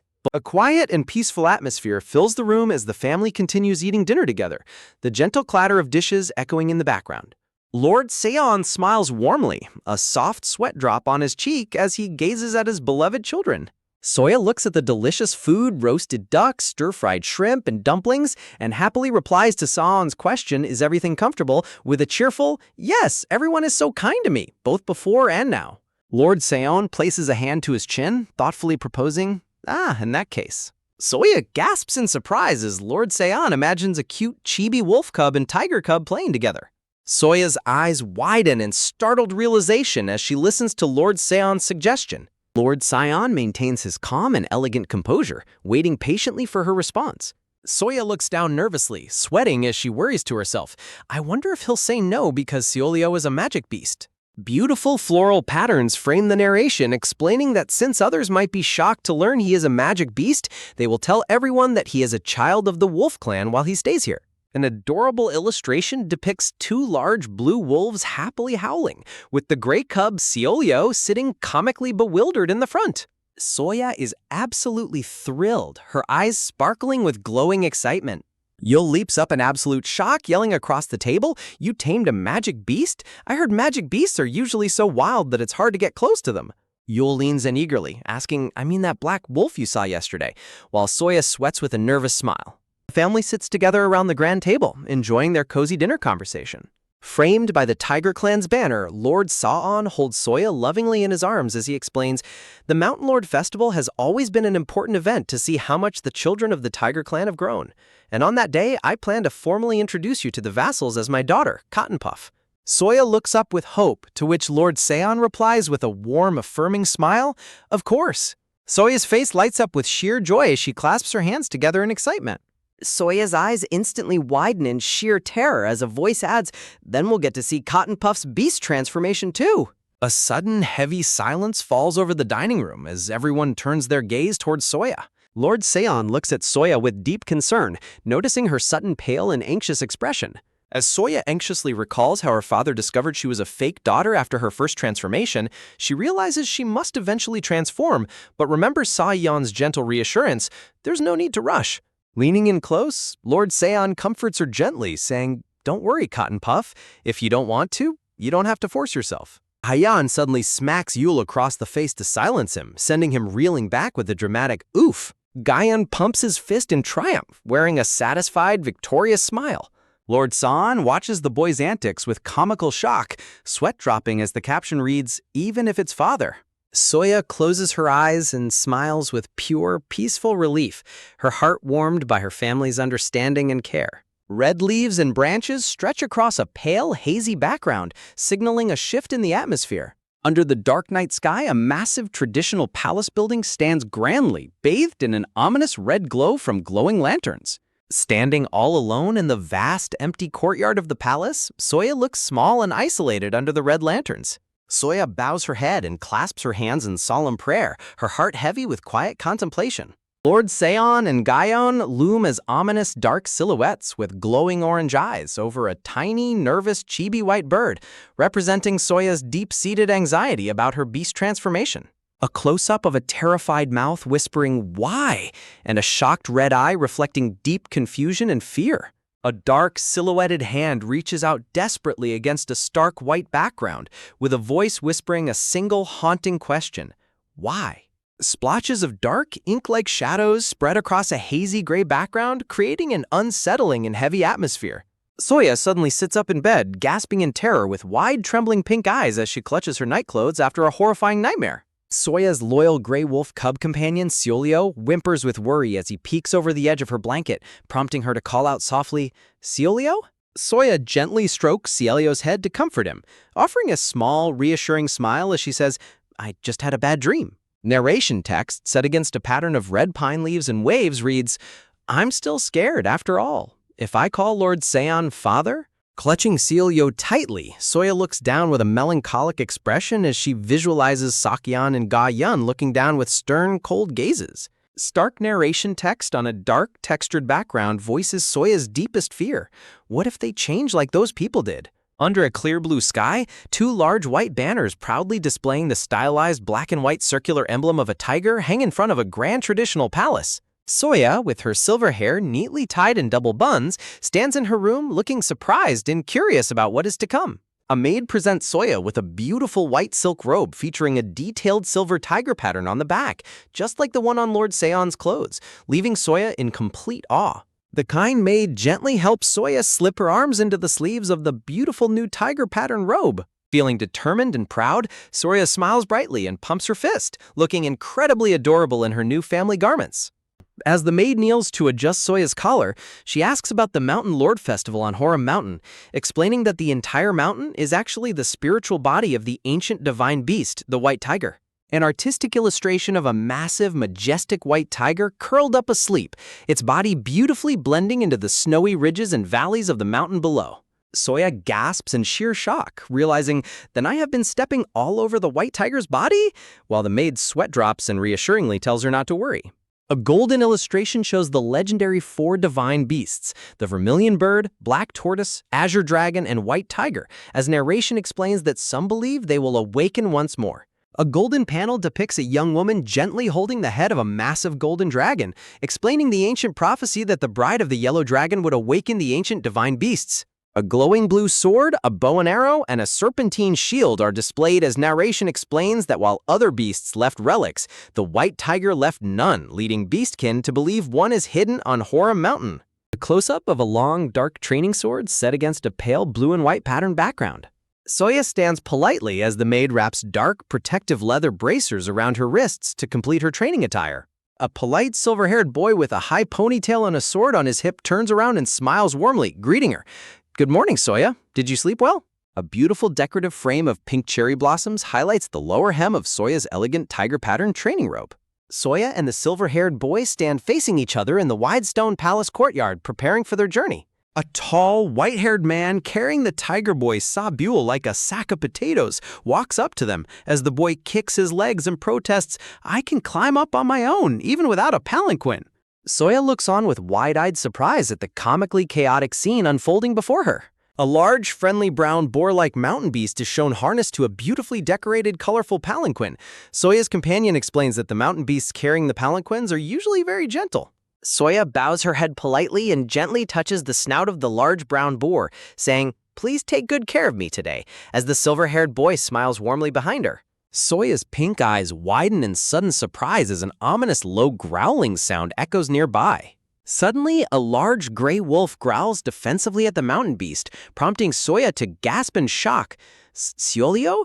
As her companion wonders if the cub looks bigger than usual. Soya anxiously waves her hands, telling her growling companion, Seolyo, you shouldn't do that, while the poor mountain beast sweats and trembles in absolute terror. A close-up of a boot stepping firmly on the stone ground, accompanied by a calm voice saying, You rascal. The tall, handsome, white-haired man stands with his arms crossed, wearing a knowing and playful smirk.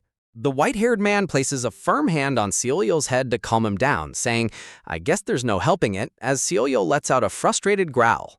Seolyo immediately whimpers and shakes his tail affectionately around Soya and the silver-haired boy, transforming back into a playful, happy cub as Soya giggles, Oh, Seolyo. The white-haired man looks closely at Seolyo with a puzzled, thoughtful expression, thinking, that fellow looks just like... Soya happily hugs Seolyo, cuddling him close as the cub playfully licks her cheek under a shower of bright yellow flowers. Panels showing a rapid journey through the green forest with a close-up of a paw running swiftly and Soya sitting quietly inside her palanquin with her eyes closed, holding on to her dress. A close-up of Soya's eye gently opening, showing a hint of nervous reflection. A vibrant view of green trees rustling against a bright blue sky with floating leaves and a cool summer breeze blowing through. Soya's palanquin is carried swiftly by Seolyo, while Sabule and the silver-haired boy ride behind her in their own palanquin, carried by the boar. Soya calls out, Cool, isn't it? And the silver-haired boy responds, It's so Soya won't get bored, while Sabule complains about riding in a palanquin. Soya cheers, Yes, it's really refreshing. Soya recalls her terrifying escape through the dark mountain path on Seolyo's back while worrying about Lady Seo, and notes, I didn't realize the mountain breeze on Seolyo's back could feel this refreshing. From inside the palanquin, a speech bubble happily exclaims, Thank you, Seolyo. Soya beams with a pure, joyful smile, peeking out of her palanquin to thank Seolyo, who barks back happily. Soya gasps in amazement under a bright blue sky filled with fluffy white clouds, declaring, We are already at the mountain peak.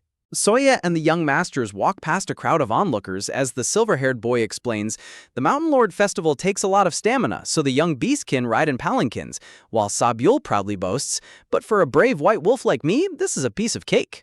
Soya walks quietly, her brow furrowed with slight anxiety as she feels the weight of the onlookers' stares. 2 members of the tiger clan whisper gossip behind their hands as Soya walks past, wondering, How old did they say she was? And replying, They said she's 9. Soya stands happily in the palace courtyard, holding hands with her kind, silver-haired older brother Hyun, while another young boy playfully stretches his arms behind his head with a bright smile. Soya smiles with pure joy, her bright pink eyes sparkling with excitement as she looks forward to the festival. Soya eagerly clutches the hem of her training robe, a flurry of magical blue sparkles floating around her hands. In a flash, a hand firmly grasps a slender training sword, its guard adorned with golden bells that ring with a crisp, clear chime. Under the bright blue sky, a tall performer with long silver hair and striking blue eyes raises two bell-adorned swords above his head, wearing a fierce tiger mask tilted on his crown. A beautiful decorative panel showcases delicate, glowing blue lotuses blooming elegantly against a soft white background. The silver-haired performer executes a mesmerizing and graceful sword dance in his white robes, his movements perfectly synchronized with the chiming bells of his blades. Landing with a soft thud on the stone steps, the performer finishes his dance as the crowd bursts into enthusiastic cheers of woe. Soya gasps in sheer amazement, covering her mouth with both hands as she watches the magnificent performance. The spectators applaud enthusiastically, clapping their hands and cheering loudly as the celebratory performance concludes. The performer walks down the stone platform with a gentle smile, his majestic tiger mask and white fur cloak draped over his shoulder. Before Soya can even react, a pair of strong hands gently lifts her high into the air, prompting her to let out a surprised, "Huh?" A handsome white-haired performer cradles Soya warmly in his arms, smiling brightly at her adorable and startled expression. Seeing the direct descendant of the Tiger clan holding the young girl so affectionately, the onlookers began to murmur and whisper in curiosity. The proud white banner of the Tiger clan, adorned with its majestic black circular tiger emblem, flutters high against the clear blue sky. An adorable illustration introduces the rules of the Mountain Lord Festival, explaining that the young beastkin who hunts the most illusionary beasts from the magical jar will be crowned this year's Mountain Lord. Standing before the massive gray jar of illusionary beasts, the silver-haired performer prepares to release the magical creatures into the mountain. A friendly clan member holds a scroll and cheerfully raises a finger to signal that the grand hunt is about to begin. With a determined shout, a young beastkin boy sprints eagerly into the forest, ready to hunt. Another young boy dashes forward as loud poof sounds echo through the trees, signaling the release of the magical illusionary beasts. Soya looks on in complete shock as two incredibly cute, chubby tiger cubs bounce past her in a flurry of smoke. Looking around, Soya holds her chin nervously and realizes that everyone else is already using their beast transformations to run. Hyun walks up to Soya with a warm smile and gently says, "Soya, come with your older brother." Hyun proudly places a hand on his chest and reassures her, saying, "I already won the Mountain Lord Festival last year, so if you come with me." Soya's face lights up with a sweet, grateful smile, her heart warmed by her brother's protective and kind nature. Hand in hand, the silver-haired brother and sister walk happily into the lush, sunlit green forest together. Floating blue flower petals drift through the air as Hyun leads Soya deeper into the quiet woods, making the forest feel magical. Nearby, a soft rustling sound echoes from the bushes as a mysterious voice whispers, "So she did participate in the Mountain Lord Festival after all." Hiding in the dense green foliage of a tree, a dark, masked spy watches Soya's every move, muttering, "Inside the White Tiger Palace, everyone was watching, so there was no way to act." Hyun turns to Soya with an encouraging smile and says, "All right, Soya, let's start by catching a small animal." Soya nods eagerly, replying, "Okay, older brother." Though excited, Soya looks back slightly, thinking, "I'm still a bit worried about leaving Selyo behind." She fondly recalls gently patting her loyal wolf companion Seolyo, saying, "I'm sorry, Seolyo, they said you can't come past here, but I'll be back soon." Clutching her hands, Soya smiles warmly to herself, resolving, "I should give you your favorite treat when I get back." Suddenly, she spots a glowing white rabbit sniffing the grass and whispers excitedly, "Look, there's a rabbit." Hyun encourages her, explaining, "Even though it's an illusionary form, it behaves like a real animal.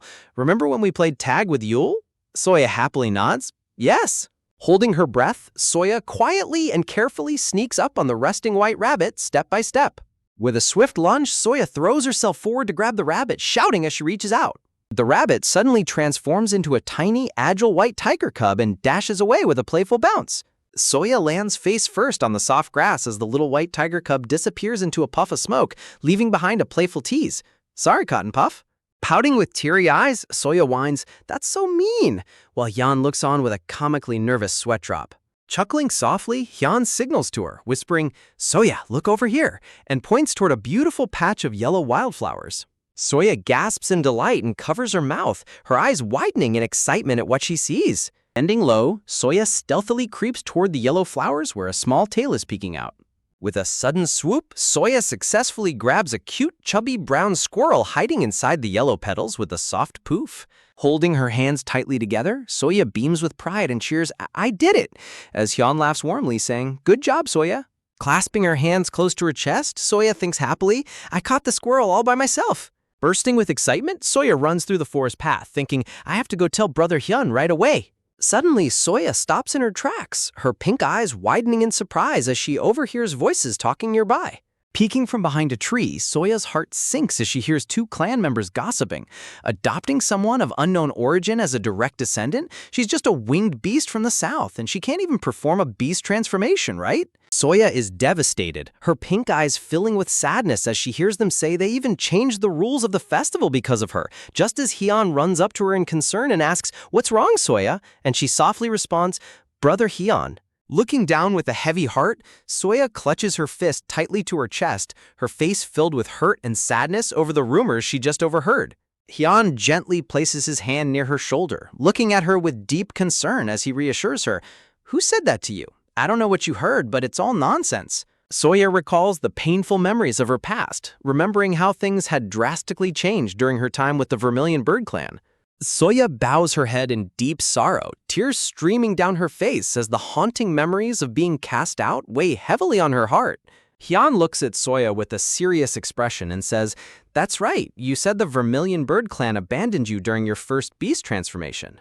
Placing his hands firmly on Soya's shoulders, Hyun looks into her eyes with determination and says, "You said you were a fake, but they are the ones who are fake, not you." Soya's large pink eyes widen in sheer surprise, shimmering with tears as her brother's powerful, superlative words touch her heart. Hyun smiles warmly, holding her close in the sunlit forest as he promises her, "I promise, I will protect you and be your shield forever." A close-up of Hyun's kind face as his blue eyes shine with determination, fully resolved to keep his promise to protect his sister. With a bright smile, Soya successfully catches a cute little deer in the forest, cheering, "Got it!" Deep within the tranquil green forest, Soya crouches down, surrounded by a soft, warm light as she continues her hunt. Soya smiles happily, feeling proud of her skills as she notes, "That's already the 5th one. Even if I don't become the Mountain Lord, my hunting skills are second to none." But then she looks around and wonders, "But why is it so quiet?" Soya suddenly freezes as a strange rustling sound echoes nearby, thinking to herself, "I should tell Brother Hyun we should head back to where the others are." A sudden gust of wind blows through the trees, scattering green leaves. Soya turns around in surprise to see a dark, shadowed figure standing in the distance. Out of the shadows emerges a dark-clothed assassin wearing a black mask who coolly asks, "Do you truly possess the power to sense dark arts?" Soya's eyes widen in sheer terror as she recognizes him, thinking in panic, "The one from the south who tried to kill me? But Lord Sion definitely defeated him." Bowing politely with a hand on his chest, the masked intruder greets her, saying, "It is a pleasure to meet you, little lady. As for me..." Soya stands completely frozen in fear, trembling as she confronts the terrifying assassin all on her own.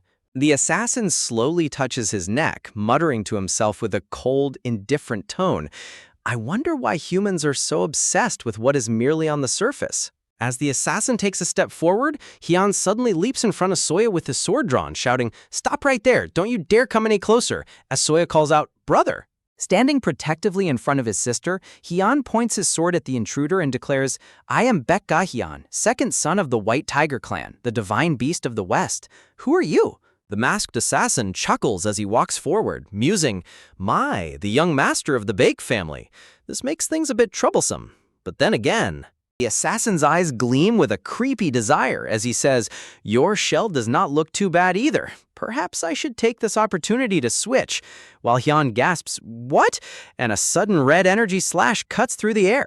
Soya screams in warning, "It's dangerous, brother," as the assassin lunges forward, clashing his sword against Hyun's blade with immense force. Hyun struggles against the assassin's overwhelming power, gritting his teeth in sweat-inducing tension as he holds the line to protect Soya. Feeling the terrifying pressure of the attack, Hyun realizes, "I have clashed with many while training with the sword, but this is different from master and different from father." The masked assassin smiles sinisterly, a dark red aura swirling around him as a black bird emblem glows on his cheek, indicating his connection to the dark arts. Shaking off his fear, Hyun focuses intensely on the battle, thinking, "No, now is not the time to be distracted." Hyun engages the masked intruder in a rapid and dangerous sword duel, their blades clashing fiercely as Soya watches in terror. Sparks fly as their swords collide with a sharp metallic ring under the blue sky. They move with lightning speed across the grass, their blades continuously clashing as their duel intensifies. With a swift, decisive move, Hyun slides past the assassin, landing a powerful strike that sends a burst of blood spraying into the air. The assassin collapses face first onto the grass with a heavy thud, leaving Hyun and Soya standing at the edge of the cliffside. Hyun gasps for breath, sheathing his sword with a crisp click as he tries to recover from the exhausting duel. Hyun walks back to Soya, holding her hand as they both look down at the defeated assassin. Soya's pink eyes suddenly widen in pure horror as she notices something terrifying happening to the fallen enemy. Despite being down, the assassin's hand twitches as a dark shadow rises and his voice creepily echoes. As expected, the young master of the Bake family is no easy opponent.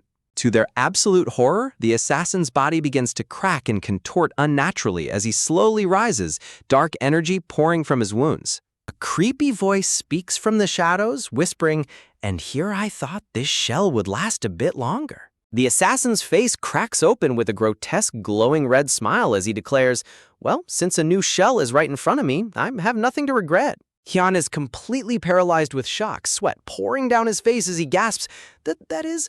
A monstrous, multi-legged silhouette of a spider-like creature bursts out from the cracking human shell of the assassin. A close-up of a terrifying, pitch-black beast's mouth dripping with saliva and filled with razor-sharp fangs as it lets out a bloodthirsty roar.